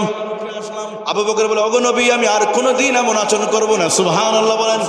এই জন্য আমি বলি আমার যুবক ভাইরা, আমার বাবাজিরা, আমার মা বোনেরা যারা শুনছেন, যদি কেউ কোনোদিন আপনাকে যদি গালিও দেয়, আপনার মা বাবা তুলে গালি দিচ্ছে, তোর মা খারাপ, তোর বাবা খারাপ, তোর বাবা ফকির, তোর মায়ের কিছু নাই, গরিব অসহায়, আপনি চুপ করে থাকেন, শুধু একটু ধৈর্য ধারণ করেন, চুপ করে থাকেন, দেখবেন আল্লাহ আপনার গুনাহ মাফ করে দিবে, অন্যদিকে আল্লাহ তাআলা আপনার সম্মানও বাড়িয়ে দিবে। কেন হযরত আবু বকরকে এভাবে গালি দিয়েছিল, রাসূলুল্লাহকে গালি দিয়েছে, কোনো জবাব দেয় নাই। কিন্তু আমরা যখনই জবাব দিতে গিয়েছি তখনই ঝগড়া হয়ে যায়, স্বামী স্ত্রী মাঝে তালাক হয়ে যায়, মারামারি হয়ে যায়, সমাজের মধ্যে ফিতনা শুরু হয়। গত 2 দিন আগে আপনাদের মনে আছে কিনা জানি না, সম্ভবত এটা কোথায় উত্তরবঙ্গে হতে পারে, একটা বিয়ের অনুষ্ঠানে গরুর গোশত কম হয়ে গেছে, এটা নিয়ে মারামারি করতে 2 জন মানুষ জায়গাতেই মারা গেছে। আচ্ছা তরকারি না একটু কম হয়েছে ভাই, বিয়ে বরযাত্রীর একটু কম হয়েছে, এটা নিয়ে মারামারি করতে হবে আমাদেরকে? কুত্তা বিড়ালও তো মারামারি করে না এভাবে। কোন সমাজে আমরা এসেছি? ছোট্টখাটো বিষয় নিয়ে আমরা খুন করে ফেলি, মারামারি করে ফেলছি, এই সমাজের মধ্যে আমরা চলে আসছি। যদি ঝগড়া না হয় তাহলে এটা কিন্তু হবে না। তো বিনয়ী যারা তারা কখনো ঝগড়া করে। আর একটা ঘটনা শোনায়, ওসমান ইবনে তালহার নাম শুনেছেন কিনা জানি না, হাদিসে 3 জন ওসমানের খবর পাওয়া যায়। ওসমান ইবনে আফফান, ওসমান ইবনে মাজউন, আর একটা হলো ওসমান ইবনে তালহা, যার দায়িত্ব ছিল বাইতুল্লাহর চাবি তার কাছে থাকতো। তো একদিন রাসূলুল্লাহ সাল্লাল্লাহু আলাইহি ওয়াসাল্লাম বাইতুল্লাহতে নামাজ পড়ার জন্য গেছে, যে ওসমান একটু চাবিটা দাও, আমি 2 রাকাত নামাজ পড়ে আমি কলিজা ঠান্ডা করবো। ওসমান রাসূলুল্লাহর গালে থাপ্পড় দিয়েছে। নাউজুবিল্লাহ। নবীজি আবার বললেন ওসমান ইবনে তালহা একটু বাইতুল্লাহর চাবিটা দাও না, কতদিন হয়ে গেছে বাইতুল্লাহর ভিতর আমি প্রবেশ করতে পারি না। ও ওসমান ইবনে তালহা তুমি একটু চাবিটা দাও, এখানে ঢুকে আমি 2 রাকাত নামাজ আদায় করে আমি আমার কলিজা ঠান্ডা করে নিব। ওসমান ইবনে তালহা আমার নবীকে ধমক দিয়ে বলে, এই এতিমের বাচ্চা, এতিম, তোর মা নাই, বাবা নাই, দুনিয়াতে কেউ নাই, এত বড় সাহস কিভাবে হলো? এই বাইতুল্লাহতে কোনো গরিব অসহায় প্রবেশ করতে পারবে না। আমার নবীকে ঘাড় ধাক্কা দিয়া বাইতুল্লাহতে সে বের করে দিল। নাউজুবিল্লাহ। দেখেন, এবার নবীজি ওখান থেকে উঠে চলে গেল। আল্লাহ বলেন, নবীজি আপনি চিন্তা করেন না, টেনশন করেন না, এমন একটা দিন সময় চলে আসবে, ওগো নবী আজকে বাইতুল্লাহ প্রবেশ করতে দেয় নাই, এমন একটা দিন আসবে যেদিন আমি আল্লাহ এই বাইতুল্লাহর ক্ষমতায় আমি আপনার হাতেই তুলে দিব। আজকে বাইতুল্লাহ বের করে দিয়েছে, তাই না? এমন একটা দিন আসবে পুরো মক্কা কেন পৃথিবীর ক্ষমতা আপনার হাতে দিয়ে। একটু ধৈর্য ধারণ করে, মাত্র 8 বছর নবী মক্কাতে মদিনা চলে গেল। 10ম হিজরিতে আবার 10,000 সাহাবী নিয়ে মক্কা বিজয় করলেন। এবার মক্কা বিজয় হয়ে গেছে। রাসূলুল্লাহ সাল্লাল্লাহু আলাইহি ওয়াসাল্লাম যখন মক্কায় প্রবেশ করেছে, কাফেরগুলো তো পালানোর জন্য গাট্টি বোঝকা রেডি করে ফেলেছে, কারণ মুহাম্মদ 10,000 সাহাবী নিয়ে মক্কা বিজয় করে ফেলেছে, আজকে আমাদের শেষ করে ফেলবে। নবীজি মক্কা প্রবেশ করেই তিনি বললেন, কোথায় সে ওসমান ইবনে তালহা যে বাইতুল্লাহ চাবি দেয় নাই, নামাজ পড়তে দেয় নাই? নবীজি বললেন, আলী যাও, সে ওসমান ইবনে তালহাকে চাবিটা নিয়ে আসো। কি আপনার ভয় পাইছেন না? মনে আল্লাহ তারা মারবে না, তারা জবাই করবে। আমরা তো এটাই করি, কিন্তু আল্লাহ কি করেছে দেখেন। হযরত আলী চলে গেছে ওসমান ইবনে তালহার বাড়িতে, দরজায় নক করেছে। নক করার সাথে সাথে ভিতরতে আওয়াজ আসলো, কে? আলী বললে, আমি আসাদুল্লাহিল গালিব। ওসমান ইবনে তালহা বলে, আলী তুমি না মক্কা থেকে মদিনায় চলে গেছো, আবার কেন মক্কাতে? তার মানে ওই ওসমান ইবনে তালহা এখনো বুঝতেই পারে নাই মক্কা বিজয় হয়ে গেছে। 10,000 সাহাবী মক্কায় প্রবেশ করেছে, সে টেরই পায় নাই। এবার আলী বলে, দেখো তুমি তাকাও মক্কার দিকে, বাইতুল্লাহ দিকে তাকাও। যেই বাইতুল্লাহ থেকে মুহাম্মদ রাসূলুল্লাহকে তুমি গলা ধাক্কা দিয়া জুলুম নির্যাতন করে বের করে দিয়েছো ক্ষমতার অপব্যবহার করে, তাকাও সে মক্কা ইতিমধ্যে মুহাম্মদ রাসূলুল্লাহ মক্কা বিজয় করে ফেলেছে। ওসমান ইবনে তালহা ভয় পেয়ে গেল, কি ব্যাপার? কথা তো সত্যি। এবার ওসমান ইবনে তালহা প্রচন্ড ভয় পেয়ে গেছে। আহারে, যেই মুহাম্মদ রাসূলুল্লাহকে গালে থাপ্পড় মেরেছিলাম, মক্কা থেকে বের করে দিয়েছি, আজকে সে মক্কার চাবি কেন? পুরো মক্কার নেতৃত্ব কর্তৃত্ব তার হাতে। আগে এক মুহাম্মদ ছিল, এখন 10,000 সাহাবী। তখন একা ছিল, এখন তো 10,000 সাহাবী নিয়ে আমার মেরে কেটে কুচু কাটা করে দিবে, শেষ করে দিবে। মুহাম্মদ আমার শেষ করে দিবে। ওসমান ইবনে তালহা বলে, আলী আমি যেতে পারবো না, আমার দ্বারা সম্ভব নয়, কারণ তোমার শ্বশুর মুহাম্মদুর রাসূলুল্লাহকে আমি অনেক কষ্ট দিয়েছি, অনেক জুলুম করেছি, অবিচার করেছি। আলী আমি তার সামনে কিভাবে আমি আমার মুখমণ্ডল দেখাবো? আলী আমার পক্ষে সম্ভব নয়। এমন চাবি, আলী তুমি নিজেই গিয়ে বাইতুল্লাহ চাবিটা খোলো। আলী বলে, ও ওসমান, তুমি হয়তো জানো না, আমার শ্বশুর মুহাম্মদুর রাসূলুল্লাহ সাল্লাল্লাহু আলাইহি ওয়াসাল্লাম তিনি কোনোদিন ব্যক্তিগত নিজের কারণে কোনোদিন প্রতিশোধ নেই। আমি নিশ্চয়তা দিতে পারি, তুমি যদি রাসূলুল্লাহর কাছে যদি ক্ষমা চাও, আমার তো মনে হয় নবীজি তোমারে মাফ করে দিবে, আল্লাহ তাআলা তাকে মাফ করে দিবে তোমাকে, কারণ আমার নবীকে তো আল্লাহ তাআলা রহমত করেই পৃথিবীতে পাঠিয়েছে। মা আরসালনাকা ইল্লা রাহমাতাল লিল আলামিন।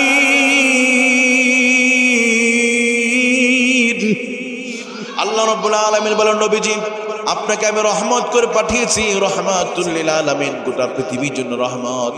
এবার ওসমান ইবনে তালহা মনের মধ্যে একটু সাহস পেল। আলী বলে, ওসমান তুমি পিছনে থাকো, আমি আলী সামনে আছি। এভাবে হেঁটে হেঁটে নবীদের সামনে যখন হাজির হয়ে গেছে, ওসমান ইবনে তালহা মাথা নিচু করে রাসূলুল্লাহর সামনে দাঁড়িয়ে আছে আসামির মতো। কল্পনা করেন যে মক্কা থেকে তাড়িয়েছে, অপমান করেছে, চাবি নিয়ে মাস্তানি করেছে, মক্কায় প্রবেশ করতে দেয় নাই, এখন ওই মানুষের ক্ষমতা হারা হয়ে গেছে। এবার নবীদের সামনে মাথা নিচু করে বসে আছে। নবীজি বললেন কানে কানে, ওসমান তোমার কি মনে আছে সেই দিনের কথা? আমি তোমার কাছে শুধু বাইতুল্লাহ চাবি চেয়েছিলাম, তুমি একটা নামাজ পড়ার জন্য, তুমি সেদিন দাও নাই। কোনো কথা বলে না, চুপ করে আছে। নবীজি আবার বললেন, তোমার কি মনে আছে সেই দিনের কথা? 2 রাকাত নামাজ আদায় করতে চেয়েছিলাম, আমি তো বাইতুল্লাহ দখল করতে চাই নাই রে ওসমান, তুমি সেদিন আমারে দাও নাই। ওসমান ইবনে তালহা বলে, ও মুহাম্মদ, আসলে সেদিন আমি বুঝতে পারি না, আমি অপরগুল হয়ে গেছি। আমি জানি তোমার মতো ভালো মানুষ পৃথিবীতে একটাও নাই। মুহাম্মদ তোমার কাছে ক্ষমা চাই, তুমি আমারে মাফ করে দাও। নবীজি মুহূর্তের ভিতরে ওসমান ইবনে তালহাকে আমার নবী ক্ষমা করে দিলে। আমরা যদি কোনো দল ক্ষমতায় পাই, তরমুজ পার্টি ক্ষমতা পাইলে নারিকেল পার্টি এলাকায় থাকতে পারে?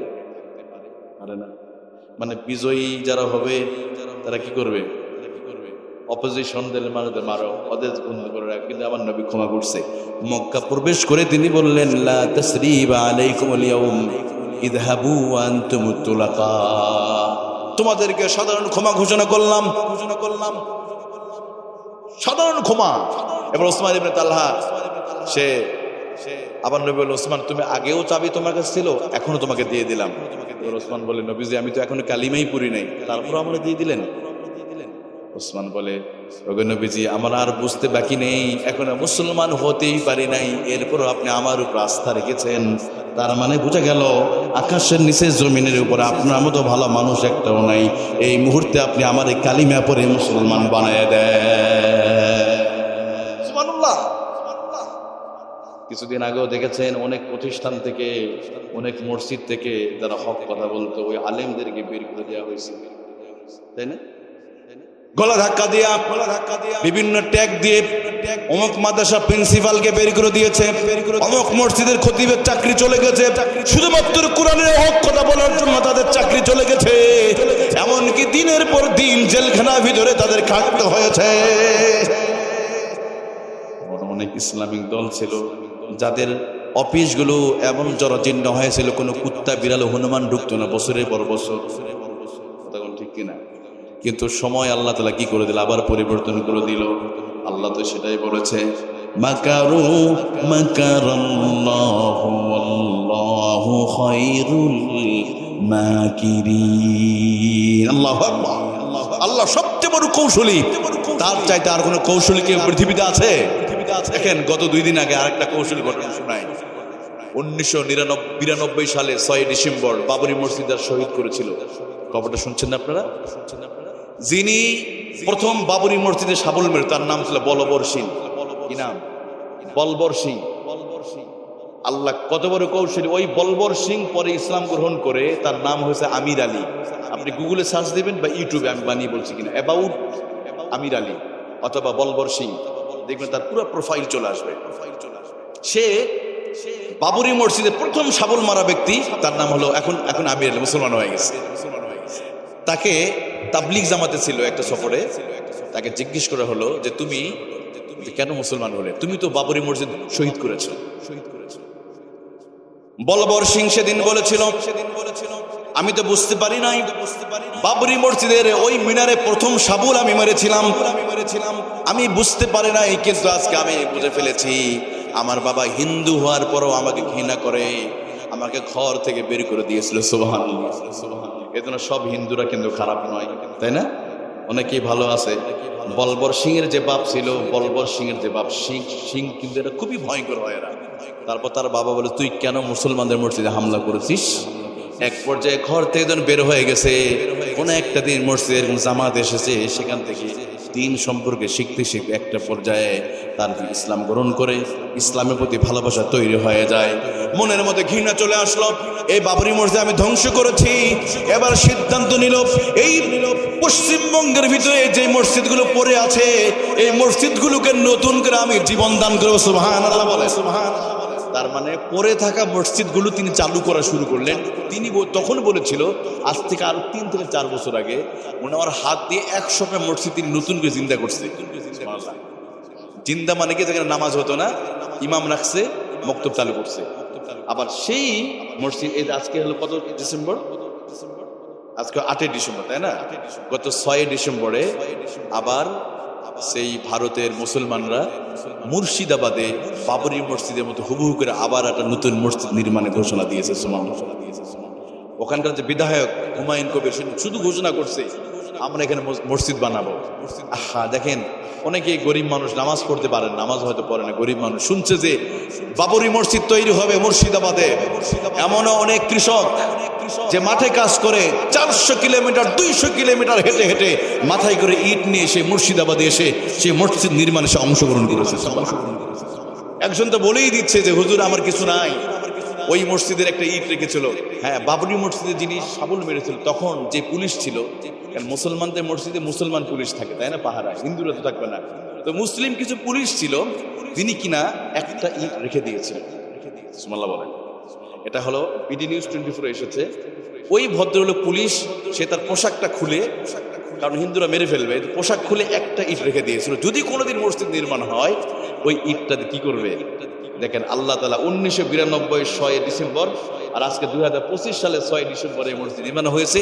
ওই ভদ্রলোক কিভাবে জানতে পারছে এখনো বিষয় আছে, উনি কি করেছে, ওই একটা ইট মাথায় করে 350 কিলোমিটার দূর থেকে এনে সে মসজিদ তিনি দিয়ে বলছে, আমি হলাম ওই বাবরি মসজিদে পাহারাদার ছিলাম, আমি একটা ইট রেখেছিলাম, এই ইটটা আমি এতদিন যত্ন রেখে দিয়েছিলাম, আবার এই মসজিদের জন্য আমি এই ইটটা আমি দান করে দিলাম। সুবহানাল্লাহ। প্রিয় ভাইরা, তাদের ভালোবাসা দেখেন।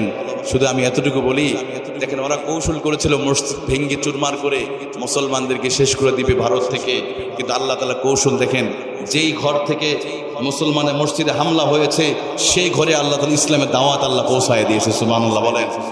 যারা শুধুমাত্র বলেছে যে এত টাকা লাগবে, একদিনের ভিতরে 1000 কোটি টাকা ওই অ্যাকাউন্টে জমা হয়ে গেছে।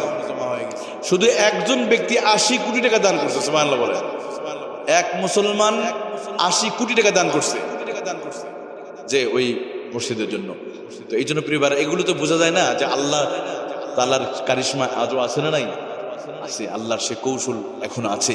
এই জন্য আমি আপনাদেরকে বলতে চাই প্রিয় ভাইরা, এই যে মাদ্রাসার জন্য যারা আপনারা দান করেন, আপনাদের এই দান কোনোদিন বিফল যাবে না। যারা লজিং রেখেছেন, হাফেজ হচ্ছে, আপনাদের কিন্তু লস হচ্ছে না, আপনারা বুঝতে পারছেন না। ছাত্ররা মাদ্রাসায় পড়তেছে, আপনি দোকানে বসে আছেন, এখানে মাদ্রাসা যতক্ষণ ধরে ধরে পড়বে ততক্ষণ দোকানে বসেও আপনি নেকি পেয়ে যাবেন। কারণ আপনি একটা ছাত্র দায়িত্ব, সে তো খাবারটা খাইছে, এই খাবারটা হজম করতে 6 ঘন্টা লাগে, তো 6 ঘন্টা আপনার শক্তি দিয়ে খাবার খায়, তাই না? দুপুরে খেয়েছে, রাতের বেলা খাবে, সারা রাত যদি ইবাদত করে এর একটা সওয়াব ওই লজিং মাস্টার পাবে। সুবহানাল্লাহ এখনো বলেন। তাহলে এলাকার যারা লজিং মাস্টার তাদের খুশি খবর না এটা ভাই? রাতের বেলা আপনার বাসায় খাবার খেয়েছে, এটা হোক মুরগি দিয়ে হোক বা যেটা দিয়ে হোক, যেই খাবার, আলু ভর্তা দিয়ে হোক, এই খাবারটা খেয়ে শেষটাতে উঠে তাহাজ্জুদ করবে। এই যে মাদ্রাসা ছাত্ররা দেখবেন, আচ্ছা গত 2 দিন আগে একটা খবর শুনছেন আপনারা, চাটখিল এলাকা, নোয়াখালী চাটখিল এলাকায় একটা হিফজখানা ছাত্র, 11 বছর বয়স, ভোর 4টার দিকে সে তাহাজ্জুদে নামাজ পড়তে উঠছে। সুবহানাল্লাহ বলেন না? তো বন্ধুদেরকে নিয়ে তাহাজ্জুদ নামাজ পড়তেছে, এমন সময় ওই বাচ্চাটা তাহাজ্জুদে সেজদার ভিতরে মারা গেছে। কল্পনা করেন, যখন যুবকরা স্মার্টফোন নিয়ে সিনেমা অশ্লীলতা নিয়ে পড়ে আছে, তখন একটা মাদ্রাসা ছাত্র, এত অল্প বয়সী ছাত্র, 12 বছর, এখনো পরিপূর্ণভাবে ইসলাম বিধান তার উপর এখন ফরজ হয় নাই, সেই ছেলেটা তার উস্তাদ শিখায়, শেষে তাহাজ্জুদ পড়তে হবে, কারণ আমাদের মক্তব থেকে আমাদের হুজুরে শিখায়। সুবহানাল্লাহ বলেন। আমরা তো মক্তবে পড়েছি এক সময়, এই জন্য দেখবেন ওই ছেলেটা দেখেন, এত 12 বছরের ছেলের ভিতরে আল্লাহর প্রতি ভালোবাসা, সৃষ্টি করতে প্রতি তার মহাব্বত। অথচ আমরা অনেক মানুষ ওই সময় ঘুমায়, রাতের বেলা মোবাইল টিপে, শেষ রাতে সিনেমা দেখে। ছাত্ররা, এই জন্য বলি মাদ্রাসা ছাত্ররা, আজকে যে আলোচনা করছিলাম যে অহংকার বিপরীত বিনয়ী, আমার তো মনে হয় বাংলাদেশের সবচেয়ে বিনয়ী যদি কোথাও খোঁজেন, এগুলো এই মাদ্রাসার মধ্যেই পাওয়া যায়। সুবহানাল্লাহ বলবেন না? আচ্ছা, বাংলাদেশ যত বড় হত্যাকাণ্ডগুলো হয়েছে, একটা তো কোনো মাদ্রাসা কোনো হুজুরের সম্পৃক্ত আছে? নাই। আচ্ছা, আপনাদের একটু ইতিহাসে নাড়া দেয়, বাংলাদেশ সবচেয়ে বেশি তিনি হত্যা করেছেন তিনি হলেন এরশাদ শিকদার। এরশাদ শিকদার কোনো কমই মাদ্রাসা ছাত্র ছিল? বাইতুল মুকাররম খতিব তো ছিল অবশ্যই, তাই না? কোন মসজিদের মুহাদ্দিস, মুফাসসির, মুফতি এরশাদ শিকদার কোনো মাদ্রাসার কোনো ছাত্র নয়। এ বাংলাদেশে হলমার্ক কেলেঙ্কারি হয়েছে, এখানে মাদ্রাসা ছাত্র জড়িত নয়। অনেক ব্যাংকের টাকা বিদেশে পাচার হয়েছে, 17 লক্ষ কোটি টাকা পাচার হয়েছে, এতে মাদ্রাসা ছাত্র সম্পৃক্ত নয়। বাংলাদেশে এক সময় জনপ্রিয় প্রধানমন্ত্রী ছিলেন শহীদ প্রেসিডেন্ট শেখ মুজিবুর রহমানকে হত্যা করা হয়েছিল, ওনাকে যারা হত্যা করেছে সেখানেও মাদ্রাসা ছাত্র ছিল না। শহীদ প্রেসিডেন্ট জিয়াউর রহমানকে যারা হত্যা করেছিল এখানেও কোনো মাদ্রাসা ছাত্র ছিল না। তার মানে প্রমাণ হয়ে গেছে এই বাংলাদেশে কোনো হত্যাকাণ্ডের ভিতরে মাদ্রাসা ছাত্র জড়িয়ে ছিল না। কথা বলো ঠিক কিনা? তাহলে এই দেশের সবচেয়ে বিনয়ী কারা? মাদ্রাসা ছাত্ররা। আমি আরেকটা তথ্য দিই আপনাদেরকে, আমি তো গাজীপুরে জমা পড়ে, ডিবিএল গ্রুপে জমা পড়ে দীর্ঘ 6 বছর। ওখানে বৃদ্ধাশ্রম আছে গাজীপুরে, ওল্ড হাউস, বাংলাদেশ সবচেয়ে বড়। এখানে মা বাবাকে রেখে আসে, যারা ধনী মানুষগুলো। আমি একদিন চিন্তা করি, আচ্ছা দেখি রে কাদের মা বাবা আসে, খোঁজ নিয়ে দেখলাম কোনো হুজুর, কোনো আলেম, কোনো মোহতামিম, কোনো ইমাম, কোনো খতিব, কোনো বক্তা, কোনো রিকশাওয়ালা, কোনো ভ্যানওয়ালা, এদের মাও কিন্তু নাই। এদের মাও কাদেরটা আছে? বড় বড় শিক্ষিতদের মা ওখানে আছে। আর মাদ্রাসা ছাত্রদের মায়েরা বৃদ্ধাশ্রমে যায় না, কারণ আমাদের হুজুররা 7 বছর বয়সে বাচ্চাদের একটা ট্যাবলেট খাওয়াই দেয়, একটা ভ্যাকসিন দেয়। করোনা ভ্যাকসিন আছে না? করোনা ভ্যাকসিন সবাই দিয়েছেন তো আপনারা, তাই না? ঠিক মাদ্রাসা ছাত্রদেরকে এই যে 7 বছরের বাচ্চাদের আছে না, এই যে সবাইকে ভ্যাকসিন দিচ্ছে না তোমাদেরকে? দিচ্ছে তোমাদেরকে হুজুর দিচ্ছে না? আমি একটু ধরে দিচ্ছি তারা। এই ভ্যাকসিন দেওয়ার কারণে এরা বড় হওয়ার পরে ওই ভ্যাকসিনের প্রভাবটা থেকে যায়। সুবহানাল্লাহ বলেন। এই ভ্যাকসিনের কারণে এরা বড় হয়ে মা বাবাকে গালি দিতে পারে না, বড়দেরকে বেদবি দেয় না, বেদবি করে না, তারা কখনো বিড়ি খায় না, সিগারেট খায় না, বড়দেরকে অপমান করে না, লাঞ্ছিত করে না, মা বাবাকে বৃদ্ধাশ্রমে রাখে না। কারণ 7 বছর বয়সে হুজুররা একটা ভ্যাকসিন খাওয়াই দিছে। সেটা হলো কি জানেন? বলবো আপনাদেরকে, সূরাতুল বানী ইসরাঈল 23 নম্বর আয়াত। আমাদের হুজুররা 7 বছরের বাচ্চাদেরকে ওই ভ্যাকসিনটা দিয়ে দিল। হুজুররা বলল, বাবারে তোমার মা মুরগির ডিম বিক্রি করে টাকা পাঠিয়েছে, তোমার বাবা রিকশা চালিয়ে হাত পরিশ্রম করার টাকা দিয়ে তোমার জন্য পাঠিয়েছে, অতএব তুমি শেষ রাতে উঠে ওই বাবার জন্য তুমি দোয়া করবে আর বলবে, রব্বিরহামহুমা কামা রব্বায়ানি সগীরা। একটু সকলে এই কোরআনের সোনালী আয়াতটা ঠোঁট মিলে আমরা সকলে একটু করি, রব্বিরহামহুমা কামা রব্বায়ানি সগীরা। এই ভ্যাকসিন দেওয়ার কারণে এই ছোট্ট বাচ্চাগুলো বড় হওয়ার পরে কোনোদিন মায়ের চোখের সাথে চোখ মিলে কথা বলে না, মা বাবাকে গালি দেয় না, এমন কোনোদিন হয় নাই বাংলার ইতিহাসে। ওরা মাদ্রাসা ছাত্র বৃদ্ধাশ্রম থেকেছে। আপনারা যদি দেখাতে পারেন, আমি আজ থেকে কথা বলা আমি বন্ধ করে দিব। একটা ঘটনা দেখাতে পারেন হুজুরের মা বৃদ্ধাশ্রমে আছে অথবা রাস্তায় ঘুরছে, কিন্তু আমি আপনাদের দেখাতে পারবো জাহাঙ্গীরনগর বিশ্ববিদ্যালয় একজন ইংরেজি লেকচারার, উনি এখন গাজীপুরে বসে আছে। ওনার ছেলে থাকে অস্ট্রেলিয়া ক্যামব্রিজে পড়াশোনা করে। উনি আফসোস করে বলছে, মাই টিভিতে এসেছিল, ওনার ভাষ্যকার আমি শুনেছি, উনি বলে, আমি অনেক বড় ভুল করেছি, সন্তান পড়াশোনা করি, ওরা তো থাকে অস্ট্রেলিয়া, বউকে নিয়ে থাকে, আর আমাদেরকে রাখছে বৃদ্ধাশ্রমে। অথচ একজন বয়স্ক মানুষ শেষ বয়সে সন্তান নাতি নাতনি নিয়ে আরামে থাকবে, শেষ সময় কোথায় থাকতেছে? আমি বলি, বাবা ভুলটা তো আপনার ছিল, সন্তানকে যদি কোরআনের শিক্ষা দিতেন, মাদ্রাসায় যদি পড়াতেন, এই সন্তান কোনোদিন আপনার সাথে বেঈমানি করতো না। এই জন্য আপনাদেরকে বলি, আমার বাবাজিরা, যুবক ভাইয়েরা, আপনাদের কলিজার উপরে এই যে মাদ্রাসা দাঁড়িয়ে আছে, এত চমৎকার মাদ্রাসা, মহিউসুন্নাহ দারুল উলুম, এত সুন্দর একটা মাদ্রাসা, এই যে মাদ্রাসা দিয়েছেন, আপনারা তিল তিল করে মাদ্রাসাটা চালাচ্ছেন। তবে এই মাদ্রাসার মানে সুখ দুঃখের প্রতিটা মুহূর্তে আপনাদের পাশে থাকবেন। এবং যেই মায়েরা এত পরিশ্রম করে রান্না করেন, আপনি মায়েদেরকে বলি, মায়েরা আপনাদের সম্মান পৃথিবীর কেউ দিতে পারবে না, আপনাদের সম্মান স্বয়ং আল্লাহ নিজেই দিয়ে দিবে। সুবহানাল্লাহ। আপনারা হাফেজদেরকে খাবার রান্না করে দেন, আপনি ওই হাফেজদের একজন সহকারী, আপনি নিশ্চিত মনে রাখেন আপনার বাড়িতে খেয়ে হাফেজ হয়েছে।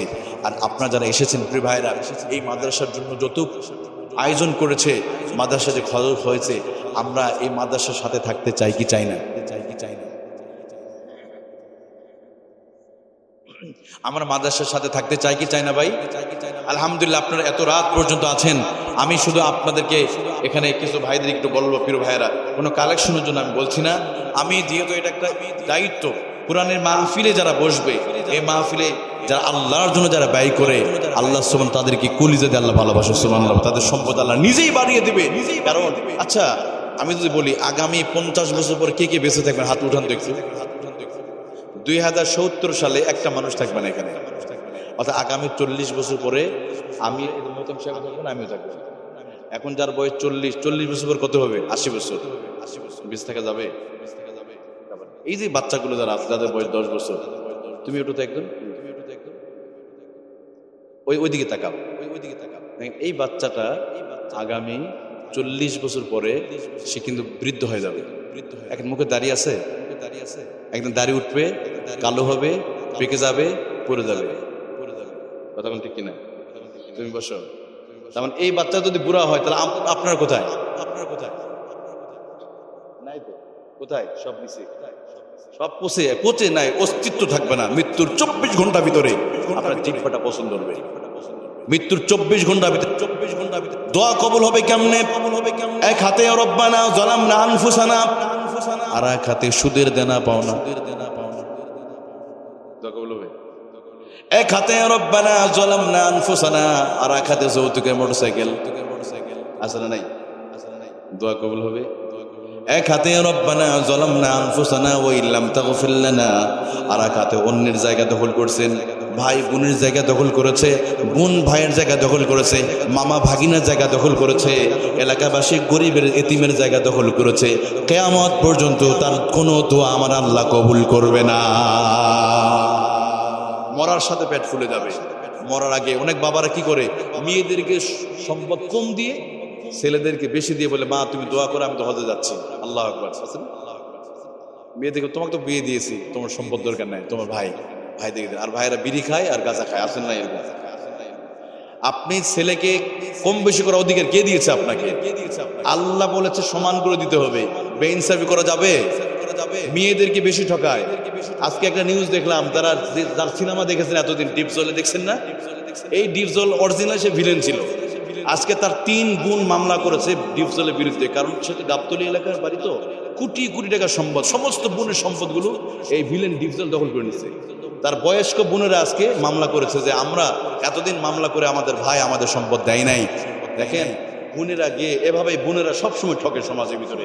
এই জন্য প্লিজ কেউ এটা করবেন না। আর যদি কাউকে দিতেও চায় বাপে, তারপরে নিবেন না আপনি। এবং বাবার দায়িত্ব হলো সবাইকে সমান করে দেওয়া। কম বেশি করবেন, কবরে গেলে আপনারা সাইজ করবে কে? আল্লাহ সাইজ করে, ফেরেশতা ওখানে আছে। এই জন্য আমরা কম বেশি করবো না। আল্লাহ আমাদেরকে বুঝা তৌফিক দান করুন, সকলে আমিন। আমি বলছিলাম আগামী 40 বছরের ভিতরে আমরা সবাই কবরের নিচে চলে যাচ্ছি 100%। ইভেন এমন কি আগামী বছর মাহফিল হয়তো আমিও থাকবো না, বা হুজুর বা আপনিও কেউ থাকবেন না, তাই না? এরকম। আচ্ছা, গত বছর মাহফিলে অনেক মুসল্লি ছিল, এখন নাই, এরকম আছে না? আহা, তারা কিন্তু নাই। হয়তো আগামী মাহফিলে আমিও থাকবো না, আপনি থাকবেন না। ভাই কবরের তো আপনার এই মুখমণ্ডল যেখানে তৈরি করা হয়েছে, যেই মাটি নিয়ে, ওই জায়গাটা আপনার কবর দাফন হয়েছে, কবরের জায়গা সিলেক্টেড হয়ে গেছে। আপনার আমার জন্য কবরের জন্য জায়গা তৈরি হয়ে গেছে। আপনার সুন্দর পোশাক খুলে খুলে আমাদেরকে কাফনে কাপড় পরানো হবে। এই দেখেন, এরকম একটা কাপড় পরানো হবে না, এরকম একটা চকলেটের মতো মোড়া দিবে, একটা দিয়ে এরকম একটা পোশাক। এটা হলো আমাদের জীবনের আসল পোশাক। কিসের অহংকার করেন পোশাকে? এই আসল পোশাক কি? এই যে কাফনে কাপড়।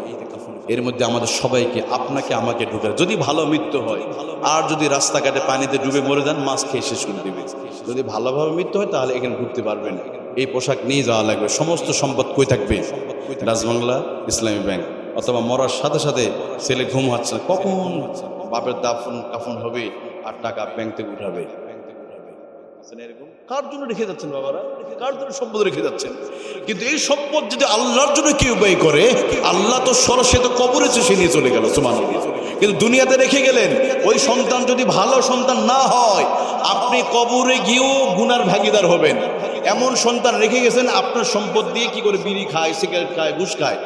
আপনি কবরে বসে বসে বিকাশের মতো গুনাহ চলে যাবে আমল নামায়।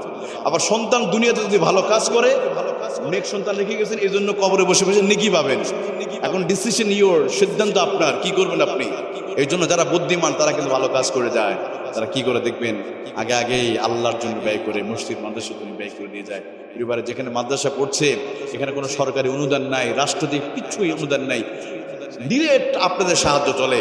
এই জন্য আমি আপনাদের ভিতরে কোনো বাবা যদি থাকেন, এই যে মাহফিল আয়োজন করতে অনেক খরচ বলছে, আপনাদের ভিতরে কেউ যদি থাকে, একজন বাবাজি আমি চাই, রাজশাহী এলাকার মানুষের চাপায় সম্পদ আছে, আপনার আম বাগান আছে, অনেক কিছু আছে, একজন ভাই কি আসেন মায়ের জন্য, বাবার নামে মায়ের নামে একজন আমি চাই, বেশি নয়, একজন, যে কিনা মায়ের নামে 5,000, বাবার নামে 5,000 দেব। আশারায় মুবাশশির সাহাবীর নামে কেউ যদি থাকেন, একটু দ্রুত ওইভাবে কালেকশন করবো না আমি। কেউ যদি থাকেন একটু নামটা বলে দিন, হুজুর আমরা তো বয়স হয়ে গেছে, কবরে চলে যাবো, মুসাফির মানুষ, আমার আগামীকাল নোয়াখালীতে মাহফিল, সফরে থাকতে হবে, মুসাফির হিসাবে শুধু আপনি যদি কেউ থাকে মাদ্রাসার জন্য পরে দিবেন, অসুবিধা নেই, পরে দিতে পারেন। কোনো যদি কেউ ভাই থাকে, বাবাজি থাকে, একটু বলেন। আর কোরআন শরীফ মোট পারা কয়টা আছে? 30টা পারা। এই পারা কোরআন শরীফের নামে আমরা মায়েরা বোনেরা সকলেই 500 হোক, 200 হোক, 100 হোক, আমরা একটু দান করবো। কষ্ট হবে আপনাদের, আমরা সকলেই শরীক থাকবো। কারণ আপনার পকেটে যদি টাকা থাকে, এই টাকা নিয়ে ঘরে যেতেও তো মৃত্যু হয়ে যেতে পারে, তাই না? আমাদের মৃত্যু হয়ে যেতে পারে। এই জন্য কোনো ভাই যদি থাকেন, হুজুর আমি 1000 টাকা, আমি 500 টাকা আল্লাহর ঘরের জন্য দান করো, মাদ্রাসার জন্য। দেখেন এই যে মেগাবাইট উঠাতেও 500 টাকা লাগে, মেগাবাইট কিনতে টাকা লাগে, ওয়াইফাই বিল দিতে টাকা লাগে, কিন্তু এগুলোতে কিন্তু নেকি পাওয়া যাবে না, যাবে? যায় না। এই জন্য আপনাদের মধ্যে যদি কেউ থাকেন, একটু মেহেরবানি নামটা বলেন। এখানে এই যে যাদের মা বাবা আত্মীয় মারা গেছে তাদের নামে কি নাম? মৃতদেহ যুবক মানুষ দেখছেন, নগদ 500 টাকা দিচ্ছে। লিল্লাহে তাকবীর। আল্লাহ তাআলা তুমি তোমার যুবক বান্দাকে তুমি কবুল করে নাও। দাদা দাদির জন্য দান করেছে, অনেকের মা নাই বাবা নাই, বয়স হয়ে গেছে, আহারে। আচ্ছা বলেন তো, আমাদের মা বাবা কবরে আছে, তাদের সম্পদ থেকে তারা কবরে একটু ভালো থাকুক, আপনার চান না? আপনার ঘরে তো সব কিছু আছে ভাই, ওনারা একটু ভালো থাকুক কবরে, তো ওনাদের নামে আমরা একটু দান করতে পারি তো না? মায়ের নামে বাবার নামে প্রতিদিন আমরা মায়ের স্তনে আমরা 500 গ্রাম দুধ পান করেছি। সুবহানাল্লাহ। আলহাজ হুমায়ুন কবির সাহেব নগদ 1000। লিল্লাহে তাকবীর। আল্লাহ তাআলা তোমার এক বান্দা আলহাজ হুমায়ুন কবির সাহেব মা বাবার জন্য 1000 টাকা করেছে দান, আল্লাহ তুমি কবুল করে নাও, জানে মালে বরকত দিয়ে দাও, বলেন আমিন। ওনার মা বাবা সৌভাগ্যবান, সে সন্তান মায়ের নামে বাবার নামে দান করছে। প্রিয় ভাইরা দেখেন, সবসময় এটা বলবো না, শুধু একটু হুজুর বলেছে এই জন্য সিম্পল ভাবে একটু বলছে আপনাদেরকে, আমরা শরীক থাকি একটু, যেহেতু খরচ হয়েছে প্রতিষ্ঠানের জন্য, খরচ এটা আয়োজন করতে গিয়ে খরচ, আপনারা তো দান করছেন আলহামদুলিল্লাহ, এরপরও যতটুকু প্রয়োজন আছে মাদ্রাসা ছাত্রদের খরচ আছে, এখানে তাদের জন্য আয়োজন করতে খরচ আছে। এই জন্য আর কোনো ভাই যদি থাকে মেহেরবানি কেটে বলেন, হাত যদি কেউ থাকে 500 টাকা 1000 টাকা আমরা দান করবো ইনশাল্লাহ। ভাই টাকা নিয়ে তো থাকবো না ভাই, আর বললাম তো আমার তো এই যে প্যাকেটে ঢুকবো, তাই না? 50-60 বছর হয়ে গেছে, আর কিসের স্বপ্ন দেখছেন আপনি? পাও তো চলে গেছে কবরে, 60-70 বছর হয়ে গেছে, এখনো সম্পদের মায়া মমতা করছেন, আর কিসের স্বপ্ন? বাবা একটু মেহেরবানি করে আসেন না, আমরা একটু বলি যারা আছেন মুরব্বীরা,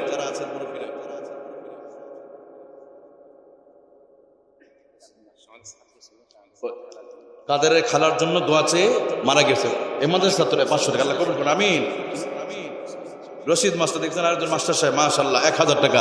লিল্লাহে তাকবীর। আল্লাহ তাআলা তোমার প্রিয় বান্দা রশিদ মাস্টার নগদ 1000 টাকা করেছে দান, আল্লাহ তুমি কবুল করে নাও, জানে বলা বরকত দিয়ে দাও, হায়াতে আমাদের বরকত দিয়ে দাও। মেহেরবানি কি আছে? হযরত আলী নামক আরেকজন ভাই দিয়েছেন নগদ 500 টাকা। আলতাফুর রহমান নগদ 500 টাকা। লিল্লাহে তাকবীর। আল্লাহ তুমি তোমার বান্দার দান কবুল করে নাও। রায়হান কবির তার ছেলের জন্য টাকা দিয়ে দোয়া চেয়েছে, রায়হানের জন্য দোয়া চেয়ে 1000 টাকা দিয়েছে, বাবার নামে দোয়া চেয়ে। লিল্লাহে তাকবীর। আল্লাহ লাল মোহাম্মদ তিনিও নগদ 500 টাকা। লিল্লাহে তাকবীর। আল্লাহ তাআলা তুমি লাল মোহাম্মদের দানকে কবুল করে নাও, জানে মালে বরকত দিয়ে দাও, বলেন আমিন। আমার বাবাজিরা, কত মানুষ আহারে মারা যাচ্ছে প্রতিদিন। আপনি আচ্ছা আমাদের প্রথম হোটেল কোনটা জানেন? একটু কিছু নতুন বলে দিই আপনাদেরকে। আমাদের জীবনের প্রথম হোটেল মায়ের স্তন। সুবহানাল্লাহ বলেন। এখানে প্রতিদিন দুধ খেয়েছি কতগুলো করে? 450 থেকে 500 গ্রাম। 2.5 বছরে কয়েক মন দুধ আমরা খাইছি। সুবহানাল্লাহ বলেন। ওই মা যদি মরে যায়, কবরে থাকে, এই মুহূর্তে আমি তাদেরকে বলতে চাই, যদি টাকা থাকে ভাই, এই মুহূর্তে আল্লাহ তাদের কবরে হাদিয়া পৌঁছায় দিবে। কোনো ভাই যদি থাকেন, ওই মায়ের নাম বাবার নামে টাকা চাই না। সেলিম তার মায়ের জন্য 1000 টাকা দান করেছে, আল্লাহ তুমি কবুল করে নাও, জানে মালে বরকত দিয়ে দাও, হায়াতের মাঝে তুমি বরকত দিয়ে দাও, বলেন আমিন।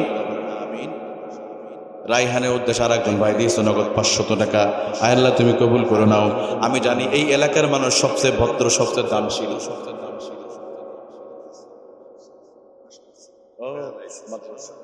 মাদ্রাসার মাস্টার এখন প্যারালাইজড হয়ে আছে, আহারে আল্লাহ সুস্থ করে দাও, 500 দিছে, আমিন। আল্লাহ তুমি সুস্থ করে দাও। একজন গরিব মহিলা, তিনিও শরীক হয়েছে, আল্লাহ তুমি কবুল করো, আমিন। 100 টাকা দিয়েছে। ইসমাইল হোসেন 500 টাকা। মোস্তাকিম 500 টাকা, আল্লাহ কবুল করে নাও। আলামিন স্ত্রীর বাবা মারা গেছে, সর্বোচ্চ 3000 দিছে। লিল্লাহে তাকবীর। আল্লাহ তাআলা আলামিন সাহেব তার মা বাবা আত্মীয় স্বজনের জন্য 3000 টাকা করেছে দান, আল্লাহ কবুল করে নাও। মুসাফির মানুষ, আল্লাহ তোমার কাছে বলে যায়, এই এলাকার মানুষগুলো অনেক ভালো মানুষ, এই এলাকার মানুষগুলো অনেক ভদ্র মানুষ, তারা মাদ্রাসা ছাত্রদের লজিং রাখে, মাদ্রাসা খোঁজখবর রাখে। আল্লাহ বলার সাথে সাথে তারা দানও করে। জোরে বলেন আমিন। আব্দুল মালিক রানা, সালেক খালেক দাদা আব্দুল মালিক 2000 টাকা। লিল্লাহি তাকবীর। আল্লাহ তুমি আব্দুল মালিক সাহেব রানা নাম ক্রিকেটে 2000 টাকা দিতে আল্লাহ কবুল করুন, আমিন। আব্দুল শাকুর 1000 টাকা। লিল্লাহি তাকবীর। আল্লাহ আব্দুল শাকুর দান কবুল করে নাও। এটা হলো মনোয়ারা বেগম। এই যে আচ্ছা আমাদের মা বোনদের একটু, মা বোনদের ভিতরে কেউ যদি থাকে একটু মায়েরা আপনার 500 হোক আর যেটা হোক আপনার দান অংশগ্রহণ করবেন। একটু বেগম, মনোয়ারা বেগম 1000 টাকা। লিল্লাহি তাকবীর। আল্লাহ কবুল করে নাও। মনসুর আলী 1000 টাকা। মা বাবার জন্য দোয়া চাই। আরেকজন দিয়েছে 1000 টাকা। মাশাআল্লাহ। আরেকজন দিয়েছে 500 টাকা। আরেকজন 500 টাকা। মাশাআল্লাহ, আলহামদুলিল্লাহ। আল্লাহ তুমি কবুল করে নাও। ভাই এটা সরাসরি একটা মাহফিলের মাদ্রাসার, সুতরাং এখানে যে টাকাটা যেটা বেঁচে যাবে এটা মাদ্রাসার জন্য ব্যয় হবে, এই যে বাচ্চাদের জন্য ব্যয় হবে, এই ছাত্রদের জন্য ব্যয় হবে, এটা কিছু না। একটু মেহেরবানি করে বাবারা আমরা সকলে শরীক থাকি, আমরা দোয়া করবো ইনশাল্লাহ। আমি আলোচনা ফিনিশিং একটা কোরআন আয়াত দিয়ে শেষ করে দিব।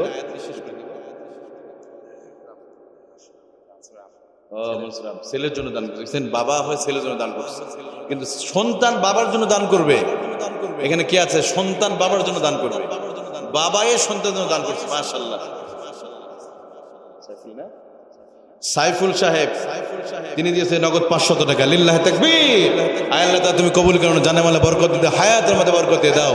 আচ্ছা মেয়েদের ভিতরে একটু জান না, আমাদের মা বোনেরা, মা বোনের তো অন্তর অনেক নরম এই এলাকার, হয়তো মা বোনেরা দানের অংশ মেহরবানি করে আমরা ইনশাল্লাহ।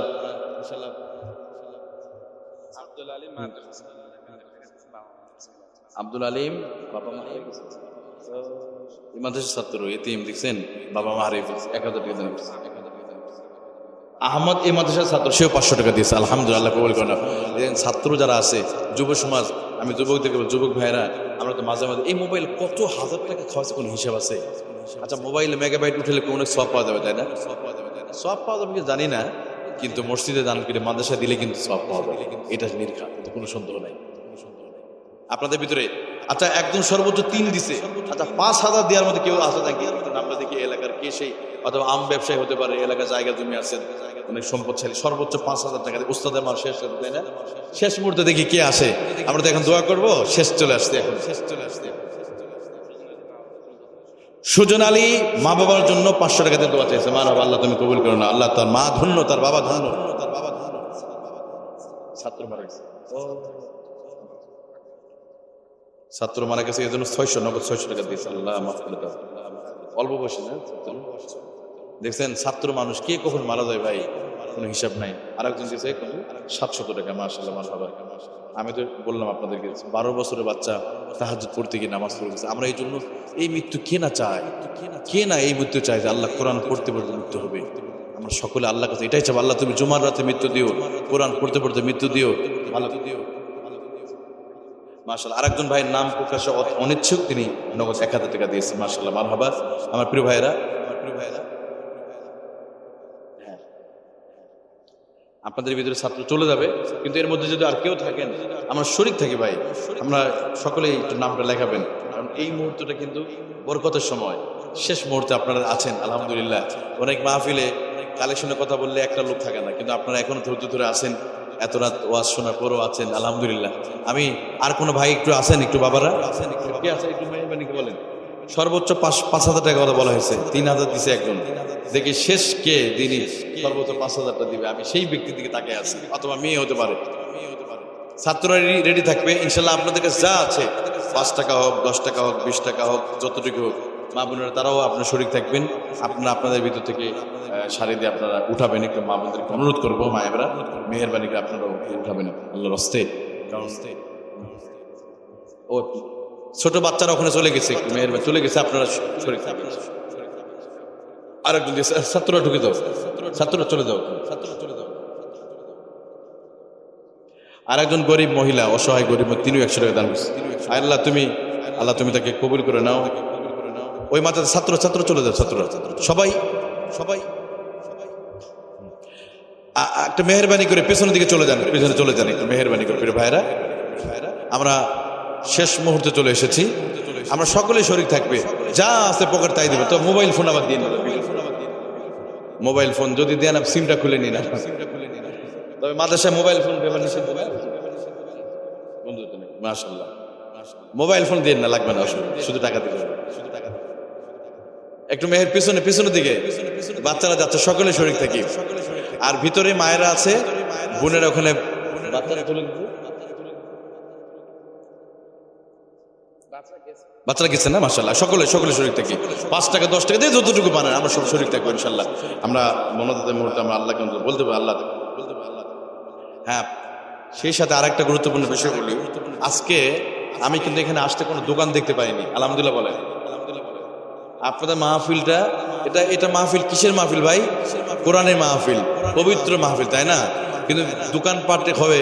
আমরা তো বর্তমান আমি বলি নোয়াখালী, কুমিল্লা, বরিশাল, নরসিংদী, টাঙ্গাইল, এই এলাকাগুলোতে কোনো মাহফিলে কোনো দোকানই পাবেন না, নাই, ওগুলো বন্ধ হয়ে। শুধুমাত্র উত্তরবঙ্গে রাজশাহী কিছু সাইড এবং নওগাঁ, জয়পুরহাট, খেতলাল, কালাই। আমার বাড়িতে জয়পুরহাটে, রাজশাহী বিভাগে। আমাদের এলাকায় আরো বেশি দোকান হয়। মাহফিলে যত না মুসল্লি, ওখানে বেশি আরো বড় বুজুর্গরা ঘুরে বেড়ায়, ছেলে মেয়ে সব বুজুর্গরা একসাথে ঘুরে বেড়ায়। এরকম আসলে নাই। এই জন্য মাহফিলের যেখানে হবে, এখন ওখানে যদি একটা গ্রুপ ঘুরে বেড়ায়, যদি গুনাহ করে, এমনও শোনা যায় একদিকে মাহফিল চলছে, অন্যদিকে ছেলে মেয়ে পালিয়ে চলে গেছে, এমনকি মানে খারাপ কাজ করছে। এরকম হয়েছে না? হয়েছে। তাহলে একদিকে মাহফিল আর একদিকে জিনা ব্যভিচার, এটা চলতে পারে না। একদিকে কোরআনের আলোচনা হবে, আর একদিকে। এই জন্য আমি আপনাদেরকে বলি, আমি আপনাদের মহতামিম সাহেবকে ধন্যবাদ জানাই। এটা হয়তো অনেক মা বোনেরা অনেকের কাছে খারাপ আছে, হুজুর তো যারা দোকান দেয় তারা তো গরিব মানুষ। আচ্ছা, একদিনের দোকানের ব্যবসায় কি কোটিপতি হয়ে যাবে নাকি? একদিনের ব্যবসায় যেটা বলছেন এটা ভুল কথা। মা বোনেরা, এই দোকান নিয়ে যে কেনা লাগবে, বাজার দিতেই হবে, এটা কোনো কথা নয়। বরং কোরআনের মাহফিলে যেখানে বাজার থাকবে না, নির্ঘাত এই মাহফিল অর্ধেক সফল হয়ে গেছে। কারণ একটা গ্রুপ ওয়াজ না শুনে ওখানে দোকানে ঘুরে বেড়াবে, ওখানে বসে বিড়ি টানবে, ওখানে বসে অন্য কিছু করবে, এটা চলতে পারে না। তো আপনাদেরকে আমি ধন্যবাদ জানাই যে আপনারা এইটা বন্ধ করেছেন, আলহামদুলিল্লাহ। কারণ আমি তো সারা বাংলাদেশে সব 64 জেলাতে আমরা সফর করি। আপনি যদি বরিশালে যান, পুরো ভোলা ডিস্ট্রিক্টে কোনো মাহফিলে কোনো দোকানে দেখতে পারবেন আপনি। ওদের মাহফিল 10টার মধ্যে শেষ, মাগরিবের পরে একজন, এশা পরে একজন, শেষ। কোনো বক্তা এত নাই, এত বক্তা 14-15 জন বক্তা না, 1-2 জন বক্তা। মাগরিবের পর বয়ান করবে, এশা পর প্রধান বক্তা, 10টায় শেষ। কারণ নামাজ সবাইকে পড়তে হবে। এটা ভোলাতে আছে, বরিশাল ভোলাতে কোনো দোকান নাই। এই জন্য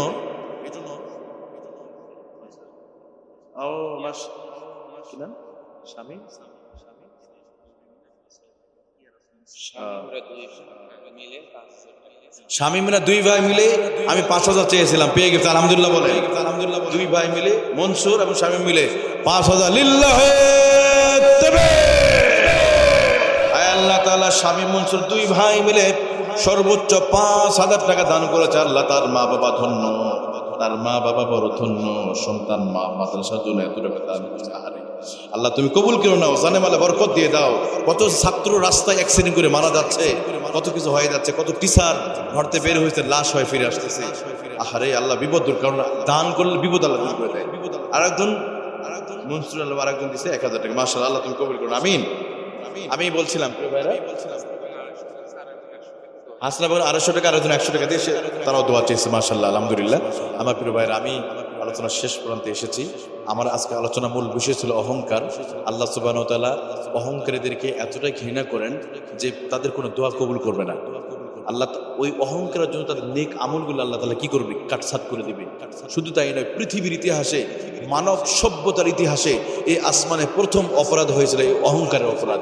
অতএব সমাজে চলতে গিয়ে কোনো গরিব, অসহায় কারোর সাথে অহংকার করা যাবে না। অনেক সব স্বামী স্ত্রী অহংকার করে। স্ত্রী যদি একটু ধনী হয়, স্বামীকে খোটা দেয়, তোমার মতো ফকিরের বাচ্চা ফকিরকে বিয়ে করে জীবনটাই শেষ, বলেন এরকম। আবার অনেক স্বামী স্ত্রীকে অহংকার করে, একটু গরিব জায়গায় বিয়ে করছে, যৌতুক দিতে পারেনি, বলে তোমার মতো মেয়েকে বিয়ে করে আমার জীবনটাই শেষ হয়েছে। নাউজুবিল্লাহ বলেন। এসব কথা বলবেন না ভাই, এগুলো অহংকার, চরম অহংকার। আপনি আপনার বিবিকে ছোট করছেন। আপনার মেয়ে যখন আর একজনের ঘরে যাবে, আপনার মেয়ের জামাই আপনার মেয়েকে ছোট করবে। ইতিহাস এটা, বাস্তব সত্য কথা, এগুলোই হবে। এই জন্য কোনোদিন আমরা অহংকার করবো না ভাই। সমাজে বসবাস করব, যে যত বিনয়ী সে তত সম্মানিত হয়। দেখবেন সমাজে অনেক ধনী মানুষ আছে, কারোর সাথে কোনো কথা বলে না, মাথা নিচু করে হাঁটে, মানে ঝগড়া নাই, মারামারি নাই, চুপচাপ, এরকম ভালো চুপচাপ।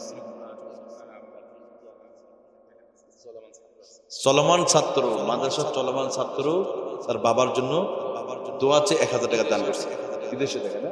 মাশাআল্লাহ, আলহামদুলিল্লাহ, বিদেশে নিরাপদে রাখুক, আমরা দোয়া করি। তাহলে আলোচনার শেষ প্রান্তে এসে আমি কিছু উদাহরণ দিয়েছিলাম। এই পৃথিবীতেই অহংকারীদের শাস্তি কবরে না, শাস্তি দুনিয়াতেই। কারা কারা শাস্তি পাইছে ইতিহাসগুলো আমি তুলে ধরছি, কোরআনে আয়াত দিয়ে দিয়ে তাদের কি কি গজব দিয়েছে সেগুলো বলা হয়েছে আপনাদের উপরে।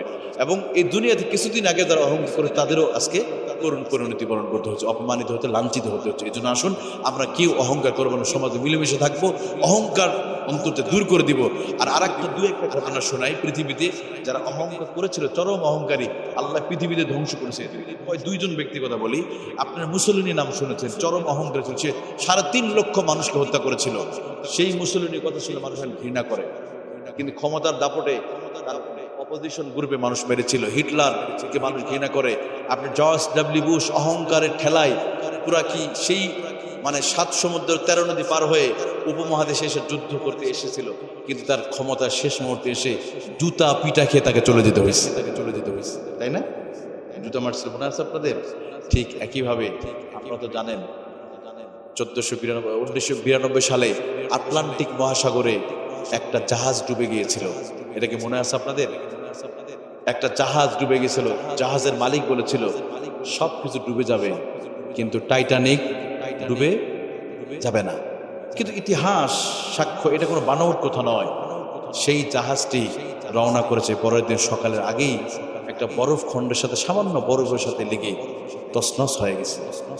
ব্রাজিলের একজন মন্ত্রী বলেছিল, নির্বাচন আগে প্রভাবশালী জনপ্রিয় নেতা বলেছিল, আমি তো আগামীকাল দেশের মন্ত্রী হয়ে যাব, প্রধানমন্ত্রী হব, আমার সাথে কে পারবে। কিন্তু পরের দিন তার মন্ত্রীর শপথ নেওয়ার আগেই স্টক করে মারা গেছে। এরকম অসংখ্য ইতিহাস আমি আপনাদের শোনাতে পারবো। যারা এরকম বলেছে খেলা হবে বলেছিল, তারা কিন্তু খেলার আগেই পালিয়ে চলে গেছে। অতএব আসুন আমরা কখনো অহংকারী করব না। যারা অহংকার করে, সীমা লঙ্ঘন করে, আল্লাহ এই দুনিয়াতে তাদের শাস্তি দিয়ে দেয়। আল্লাহ আমাদেরকে শিক্ষা নিয়ে তৌফিক দান করুক। হাযা মা ইনদাল ইলমু ইনদাল্লাহ আলাইহি তাওয়াক্কালতু ওয়া ইলাইহি উনীব। আপনাদের সুস্বাস্থ্য কামনা করে, এই মাদ্রাসার উত্তরোত্তর সমৃদ্ধি কামনা করে আলোচনা শেষ করছি। ওয়া আখিরু দাওয়ানা আলহামদুলিল্লাহি রাব্বিল আলামিন।